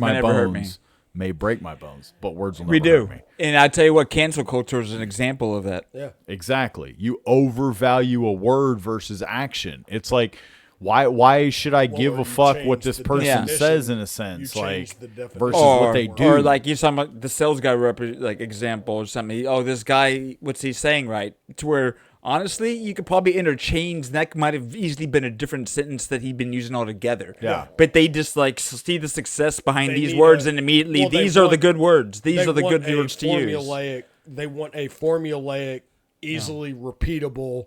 Yeah. Like I can bring somebody in and manufacture. Yeah. 50 fucking And then salespeople statistics just like this they can guy. easily use to support that, you know? And it's like, oh, well, the guy that we formulated this off of made this many sales. You're coming in, you're using his same script. You can't get any sales. And it's like, that's not how this works. It's like stick to the script. Yeah. Yeah. It's like, you're just not what. Some of them it is. I agree. I agree with what he's saying. Though. Yeah, Which no, is I know. interesting. Yeah. I know. It was just that, and that's why I recognize it. It's like I do agree that the way he said that, in a sense, because you're right. It's like you think about how long you've had language, right? And so it's like we've had it for a very long time. My takeaway is him saying there's no base range is showing that it's maybe everything working together, like Chris said, parts of her brain. But there's stuff going on that we can't scientifically pinpoint down. Yes. And like the soul, you know, where's the soul in the brain? And that was interesting, you know? too. He talked about early on, and that's why I can't recommend this one enough. This episode, at least the first 35 to 40 minutes of it are amazing because he does talk about, like, he was saying whenever you hear about whistleblowers and stuff like that, like how you can tell if somebody's like, maybe who he trusts and who he doesn't trust and why. And for instance, he was saying if like a person, for instance, is a whistleblower and they come out and they start talking about something, he said if there's questions that are asked, if they say, well, I can't quite talk about that, he's like, then that to me tells me that like there's things they've been coached on or something that like they're hiding information in a way. It's like, why is there something you can't say? And then he also says that people that are overly confident that have definitives that I know this and I know that and this is that. And he said that one person is a good example of like, of not that is somebody who does believe like is coming from an honest, sincere point who's not a Psy-Op was that guy, Dr. Stephen Greer. Okay. The dude who's done a bunch of like UFO yeah. research and stuff because, and the reason I thought it was interesting, he said that he doesn't believe that guy is like any kind of necessarily a Psy-Op because he was saying is like, he talked about like he allows and understands like for ambiguity. Yeah, he admits he's open. Open I don't to, know that. Yeah. I don't think this might not. That he could be wrong. Yeah, he's like, I don't know. This may wrong, not be explain how it is. Like but he thinks he's like, I think this is what it is, but I don't. Based know. on all my experience in And life. so I thought that's he's being genuine. Yeah, and I thought that was interesting. Just again from his standpoint. And from like his expertise, I find, that type of information interesting. It's like just him saying that, on the very surface. Again, he's like, when I hear a person that is very definite and acts like, oh, I know exactly what's going on, and there's no, this is what the thing is. Yeah, he was like, that's more or less like a, somebody, a guy that acts like he's got nothing to lose. Yeah, where it's like, like all the think of every like undercover cop movie and everything. He's full you've of ever shit. Seen where it's like, yeah.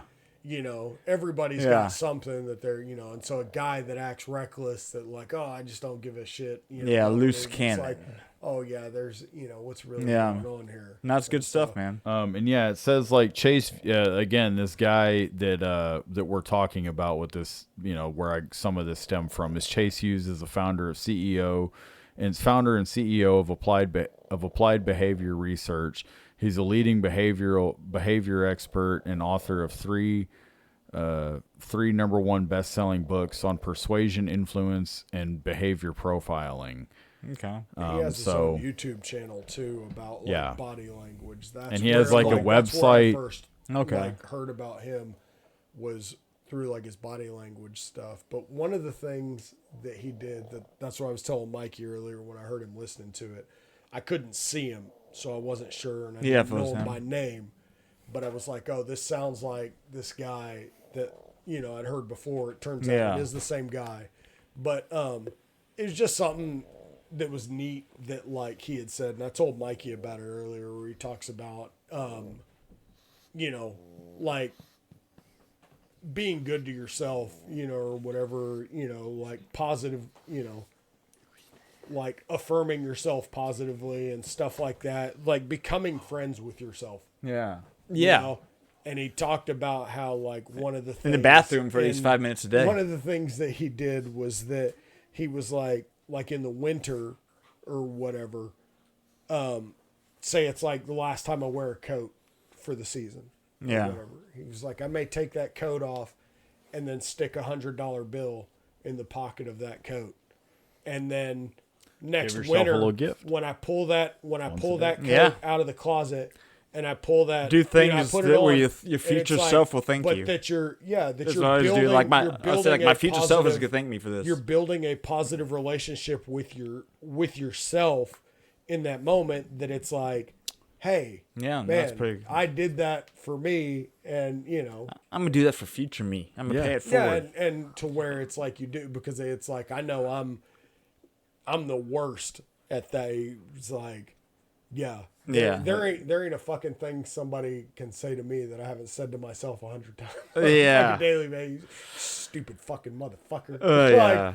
And so stuff like that always like resonates with me, where it's like I'm always looking for ways to, it's like, and I think he's the one too that said one of the things that has actually stuck with me and been applicable was, it's like, talk to yourself like you're 7.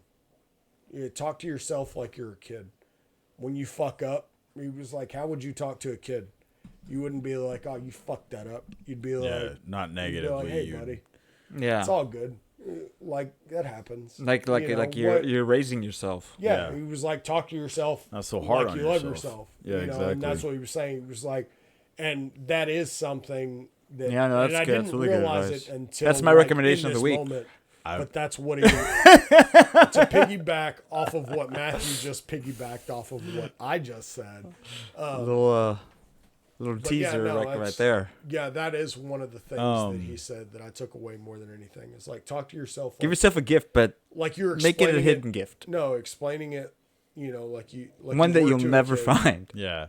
Like, find the good in what you did. Yeah. If you feel like people are taking advantage of you, it's like, well, I killed them. Don't have the external locus, whatever, where it's like, oh, well, fuck that. I'm never fucking trusting somebody again. It's like, okay, the internal, and then like, hey, buddy, it's good that you did that. It's good that you want to be good to people around you. It's good you want to trust people. It's good. Maybe in the future, other people do exist this you or can look trust. for this, rather than being like writing fuck them that, all people off. hurt Just you, because this and- happened, don't then change yourself Yeah. because that happened. It's like, it's like this happened, therefore I feel this way. He's got all kinds of awesome but yeah, shit. Does that apply to women? Yes. Moving on. I was gonna say we need before we keep getting. I know we're getting Women close don't to have wrap. an internal dialogue. Yeah, before I I know we're getting because I close got to to wrapping show that it one up. guy. Well, we need to spin the wheel. Yes. Spin this wheel. All right, so this I'm is good excited. Talk. This is good stuff. Thank you. I hope everybody enjoyed. Again, if you guys are interested in learning more about that whole propaganda thing and like where all of any of the Psy-Op, if you were intrigued by Psy-Ops and Mammalian Brain and Locus of Control techniques and tactics, if all of that intrigued you, this guy, it all stems and starts with this guy Edward Bernays, and he did write a book. The Sauce Man.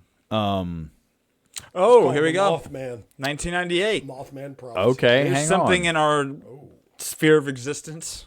I was gonna say, hang on. He did write a book. 1998. This guy, if all of this to wrap up what we've been talking about, he did write a book that is a lot of people have read. And Chicken Soup for the Soul. This isn't good, but it's just something that this is not something that I'm saying to. It's not a good thing, but it's a real fact that should shed light on how powerful what this guy created. Again, he's the reason that we just And started you're talking eating about bacon. Who's Edward Bernays. Bernays. And so he Joseph Goebbels Goebbels. had read this guy's literature and like pretty much taken his tactics and used those in Nazi Germany with the propaganda they disseminated to their people. So it's like, just take that into consideration when you're thinking of like it, just how powerful. Like, this isn't just some goofy weird shit. Like, Well, to your point, it worked like for the Nazis. Sun Tzu, where Sun Tzu talks about that to, know your enemy and know yourself. And so it's like, it's important to read things like that because how the opposition operates. And so if how you're being played of the way that they're going to attack you. So even if you have it's like, it is important to read these things so that you can guard yourself against them. If you want to if you want to rise above the normal basic left-right ideology of okay, are you on the left or are you on the right? You want to just kind of figure out what the actual truth is, because all of us have our own value system that more or less align in a sense, and it's like we all pretty much want everybody to live happily and do their own thing and be by themselves and whatever. But then it's like, you have these, if you want to get out of the, having that solid line that divides us between that, figuring out these things is important. And again, he wrote one of his most popular books he wrote was Propaganda. And on the cover of Propaganda, it has, I do find this is very interesting, it has the OK sign, like this. And then it has the peace sign, and then thumbs up, and then the fist. Communist. So it's like thumbs up and then the fist. So it's either Propaganda by Edward Bernays. Which so one if you're that's it. Any of them. So see, that's the cover with the peace, thumbs up. No, I saw the other one. Oh, okay. Oh, they were just stacked on top of each other on the left. Oh, okay. Yeah, I didn't see that. When again, go back. Yeah, exactly. The one on the left was. Yeah, they're on the left. Oh, exactly. Okay. Yeah, it almost looked like sign language. There you go. Yeah. So this is the book that this guy wrote, and pretty much people have. You might also enjoy. Hey. Second from the end. Yeah, Behold a Pale Horse. There we go. So some light reading. Either way, just to kind of wrap that up, what we were talking about, and if any of that intrigued any of you. Yeah, no, that was great. I'm interested in the locus of control thing, learning more about that. And that's definitely locus of control is interesting because that's what they're playing on. Before. Yeah, right. Neither did I. And it seems important. It seems like one of the key ones that they play on. Yeah, it's like controlling your own destiny. It's like a big, broad, idea. It's like fate, determinism versus, and they get us to a point agency. of just all being like, fuck it, it's not our choice. I don't have any control. Yeah. Whatever. And that's what they've gotten. Comes down to predestination. Destination comes in the mass. I feel like the negative, like the mass effect of a lot of this, I feel like has been just fatalism or determinism. People all collectively feeling like, fuck it, what can I do? I mean, we're all screwed. Yeah, exactly. You can, but versus thinking, I can do something. Rogan was talking to somebody I can change shit. Old Joe Rogan. Old JJ. Oh, JJ. He was talking to somebody. We were about to talk about a lot, but I'll save that for next time. Joe's had a lot going on. Determinism. Old JJ. He's too big Joe for J us. did Talk about Joe. No. Let's talk about Joe for a second, because there was something that happened back in the day. Old Joey. How long ago was it? The 90s or something? He did something incredible with his karate career. Taekwondo. We all know he won when he was 19. We all know he won the U.S. Open Taekwondo okay. Who doesn't know? I thought he was 17. No, he was 19. He was 19. And we all know he actually is a funny guy. His first stand-up, 1988. I was 4 years old, but I remember 1988, dude. Who doesn't remember? Stitches Comedy in Boston Club that night was roaring, dude. I was 5 years old. Yeah. No. In 98. Yeah. No, 88. 88. Oh, 88. I thought he said 98 too.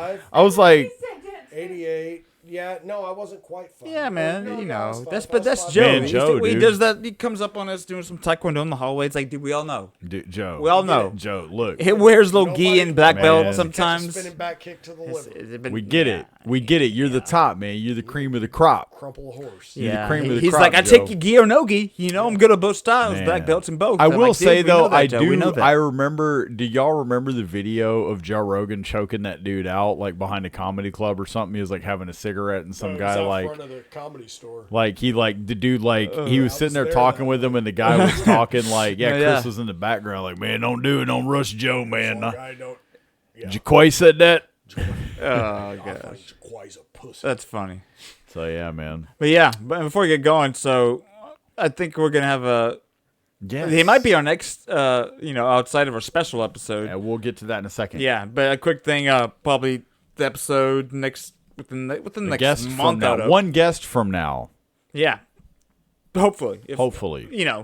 But using our friend AI, I just literally had it to try and find people, and I said in the Texas or Dallas area or related to Texas or something that might be good candidates for a podcast, and telling them kind of about a podcast, and came back with this person, Steve Favis, who's says they're based in Texas, specializes in advanced robotics and space-based directed energy weapons forensics. Yes, sir. So I was like, okay, You had my interesting. interest So with that this. sounds like So- if somebody gets killed in Pleasant Grove with a space laser and a carjacking, he's able to determine.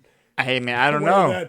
Where I don't he's like, know. Actually, the serial numbers are scraped off the space. But so I found his website, which he has his own website called Mr. Robots, and he's got a pretty interesting resume. Out of H-Town. Yeah, so he's in Houston. He was in 2018. He was a top innovator for the U.S., part of Intel's selected innovator group, advanced robotics, all this like software engineering stuff, different game engines he's worked on. He got into advanced directed weaponry stuff. So in lasers, so all this like interesting stuff, which he's got a YouTube channel and all these videos, and just talking about the importance of actually like proprietary and not being open source with things and certain things in different realms, and just about how, let me see, he had some little short video. Yeah, it's quite fascinating. Honestly. Yeah, It's like really, no, yeah, like, he seemed and he really kind of Tony fascinating. Hawk in the middle one. It looks like Tony Hawk he's interviewing. yeah, and he let's see. How did you do a 900? Which is Well, I short. jumped Yeah, there's really like it seems like he's dealt with a lot of like Haters? like foreign head states or governments dealing with, or like so see this thing here says message Steve now. I did that. And yeah, And he responded within like 10 minutes, and then we started texting. Do And you then, think you actually are speaking with him, or could it be his AI chatbot? Because he's no, the no, AI no. He made jokes about AI chatbots to me, and he sent me an interesting dude. No, dude, I was getting Caruth, like he was No, ready to talk about a lot of interesting stuff. And so either way, I'm curious to see what he has to say about these energy weapons. He sent me this Yeah. video, like with the satellite software he made, like one of the third or fourth messages he sent me. So we're We're gonna have him on. hopefully. We're Yeah. trying to. No, he wants to. I need to send him a meeting invite. Tomorrow at 5:30, we're gonna do a touch prelim. base. One of the four things he sends me, like after I'm like, hey, this is me from whatever. I send him one message, and he's like, hey brother, text is the best way to get hold of me. I have a fake robot that stops spammers. Then he says, want to see what the skies look like above your head, where the CCP does, where the CCP dues are now. I was just analyzing them and asked him, what is this? And it's like he said it's satellite imagery of direct energy weapons going on the planet right now. It's pretty cool shit, though. Yeah, it's wild. So we look forward to speaking with him. I look forward to speaking with him. Thanks for keeping But- us Yeah, safe. and so I was gonna say real quick Before on get- just one is just the topic of direct energy weapon. Anybody who might listen to this before we have hopefully have our good our soon to be hopefully longtime good friend here. This guy, it seems really cool. I've Yeah. looked into some of his website and gone through his videos and stuff, and it's really fascinating. And I know that it's one of those, it's in the realm of, again, direct energy weapon. People are very skeptical of it because of, just because it's not talked about. Again, we're talking about something about like Psy-Ops and Locus of Control and things like that. Everything we've been talking about prior to this kind of like, kind of leads into stuff like this about why we look past things like this and why we don't take things like this serious and Or stuff. they- And so because they intentionally discredit their existence, and at times. and so like my thing is with this is that like, you know, what's interesting to me is that even if a lot of people find, you know, have trouble believing stuff like this, whatever. But like, to me, the way I look at it is I know we have satellites In Maui fires. and I know we have 5-watt lasers. Like real quick, go to YouTube.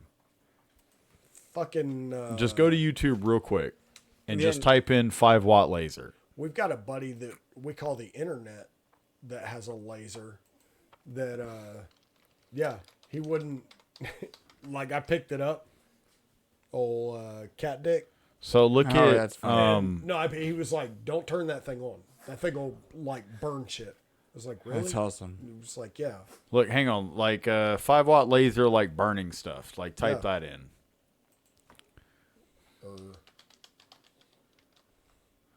Burning fat. So right there, that first one. This is a 5-watt laser. And you can buy these on eBay and like, and some people you can buy that ones shit. that are So it's a lower. Hang on, lightsaber. you can buy ones that are lower power and people will hack them. They have videos showing you how to make them more powerful. Jailbreak 'em. So essentially, this is all I'm saying is I know we have satellites and I know that we have the capability of make these. And I know that we also have the capability of making things that we can engineer on a larger scale. Oh, yeah. So that's why, to me, I feel like Energy weapons. direct energy weapons can be very real. Is because you Oh, have yeah.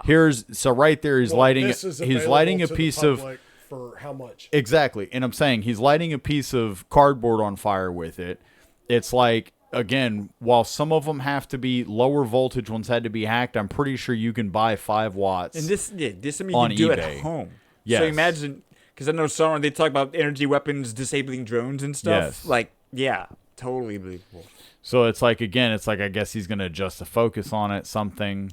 Looks like we have a new little something to try out here. But I'm gonna hack my flashlight. But now look, like, I mean, I've seen videos where these dudes are like, they'll burn pieces of, like, they'll be burning their desk. And right now, if you imagine this aimed at a pile of leaves across the street or something from your house, like distance-wise, 25, 30 yards away. This technology exists on In a small fucking eBay. Yeah. For $35. Yeah, what's for the $35 juiced up version with of this no, that's the government or the military has? you know, with no background check, no whatever. It's like you don't think that governments Oh yeah, and have you know have a version of this the size of some like large the Hubble. Yeah, yeah. The size of the yeah, fucking the size of a Hubble small skyscraper. that could literally. That's why, like, you know, you talk about like nuclear. That's cool and stuff. Yeah, stuff right like here, that. That's right 80-year-old here, technology. adjustable high power blue. What right here? Adjustable high power blue burning laser. It's like 5-watt, $39. 5-watt, $40. Well, hit that Patreon, guys, and we can show you this thing in action. 20. There's some of them as low as 20. So my only point to people that maybe want to hear this or something is I've heard a lot of skepticism around the whole, and I haven't researched into the direct energy weapon stuff very This much. should at least give people an idea of if this is possible. And again, you see he's aiming that at cardboard. And Yeah. cardboard's a thicker medium versus like a pile of like pine needles, a pile of leaves. Yeah, go hold a lighter tissue up paper, to the side of a tampon. box. Not a corner. Upholstery in a car. Yeah. This You is think of thicker than arson, upholstery think in a of like car. arson that just occurs so easily. That's what I'm saying. Like it's insane. Like, and so all that to say, I can see how to me direct energy weapons do not seem far-fetched. And the fact that I completely believe in them. Yeah. 100%. 1,000%. And I don't doubt we've had them since the. So that's I'm very fucking fascinated to 70s. hear I more am about too. him. And how when in the research he's found out and how he's come across Yeah. what he has. Because right now it's at that time where it's still in that chemtrail era, which is another thing I find interesting. People love to act like, well, chemtrails, they don't exist and this and that and blah blah blah blah blah. And it's like chemtrails it's cloud seeding. People like to be like, oh well, that's just cloud seeding. They've been doing that. It's like, well, yeah, they were that's doing that. chemtrails. Yes, exactly. They were doing cloud seeding without telling people they were doing it, and people were like, "Hey, those are chemtrails." And then like, "That's not eventually they come out and they're like, "Hey, it's cloud seeding," And then You're right. people are like, "Hey, these are chemtrails. Stop doing it." that's And then funny. I thought other it was people are like, gaslighting. "Oh, it's just cloud seeding." And Yeah. it's like, Yeah, once it's not a conspiracy What is anymore, it? that is a conspiracy. It's like, what is it's like? Where you're Yes, just it's gaslighting cloud them. seeding, Yeah. and it's like, and what is it that they're using with a lot of? It's not just, oh, it's water vapor. Well, Yeah, It's they like, just why are dumping they mist finding- up there. Where, yeah, you One, should why just are be they like, finding- hey, they're doing some shit. And it's like, Well, and why are they finding like they find high trace amounts of like aluminum and shit like that in all Yeah. these water sources, and they like test Yeah. these things, and it's like, dude, you can call it Because fucking they're cloud doing seeding. cloud That's seeding, fine. and they're probably doing a lot more than that. Yeah, and they can be making clouds, but there's still Yeah. chemicals in the Yeah, shit. and they're still making cancer. They're still spraying shit. Like it can be for clouds, but they're still spraying you to shit. Yeah. So it's just kind of interesting. It's just like People are funny. yes, we People are funny. We are That's- funny. That's But every day I say recommendation? that probably. Recommendation. Well, you already heard mine. Reiterate. You want So I to can go ahead piggyback. and be good to yourself. Leave yourself some money in a jacket. Don't wear it for a year. I like nice. that. Where'd you hear That's that? a good one, dude. That's Yeah. a pretty good good Am I? one. If you do it at the end of winter, time the end of winter perfectly. Why at the end of winter? So- Because you're well, wearing a jacket normally, so you don't want it to be that you're gonna put a jacket on Yeah. soon. That You makes want it to sense. be like a Okay. jacket weather is over. So This it's is the last like 6 the months at least The last between. day you Months. think, man, this is the last day I'm gonna be wearing this jacket. It's getting hot. Go ahead and stick about $1,000, maybe stick $50,000 in the jacket pocket. So And then actually, next winter you're gonna have $50,000.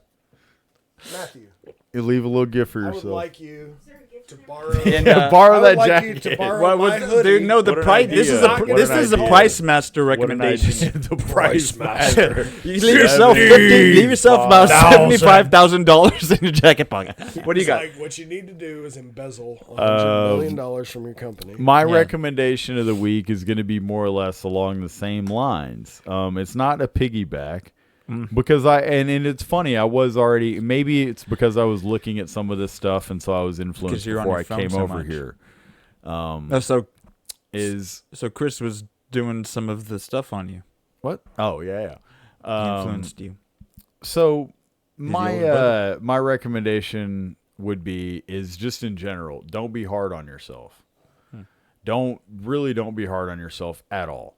What if you really fucked up?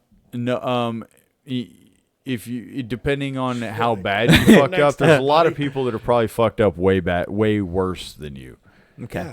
So you can Yeah, always that's hold true. yourself. Like That's Casey true. I Anthony, didn't- Yeah, that's true. she fucked up pretty bad. That's cool. Jeffrey Dahmer fucked good. up pretty bad. Epstein. John You Wayne keep talking Gacy, about him. Epstein.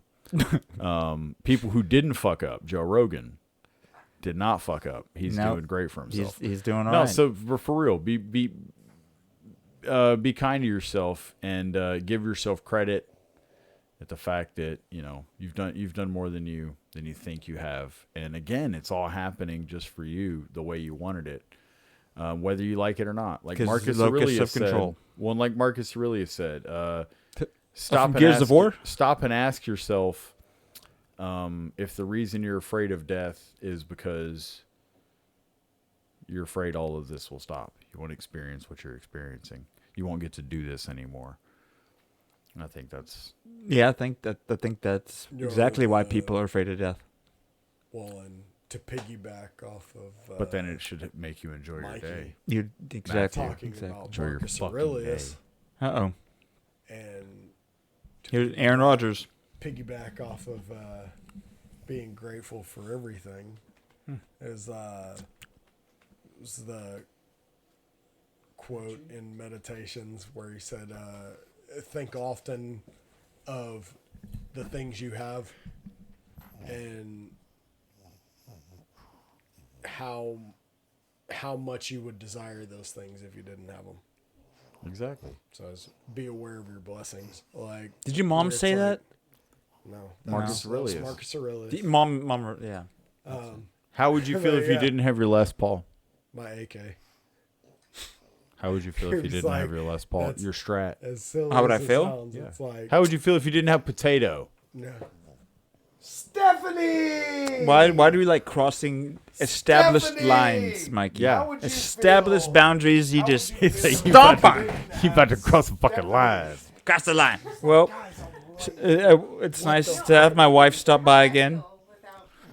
Let's hear what the pug feels. Well, see, that's Lily? why y'all have Lily each pug? other, because your first thought is not Lily about Pug, what's Lily's recommendation for the week? That's why y'all are More made for more each other. treats. You both thought it was Lily's fun. giving a rec for the week.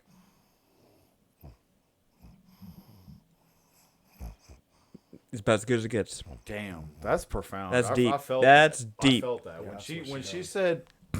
No, was there some? I felt that when she did. So hang on. She said one more thing. She's like, I got more words. Hang on. Dang. Yeah. Well, shit, don't yell. Dang. All right. Well, no need to raise your pug voice. I think that little paw's coming up to her eyeball. That little paw is saying, but be seeing you. Be seeing you.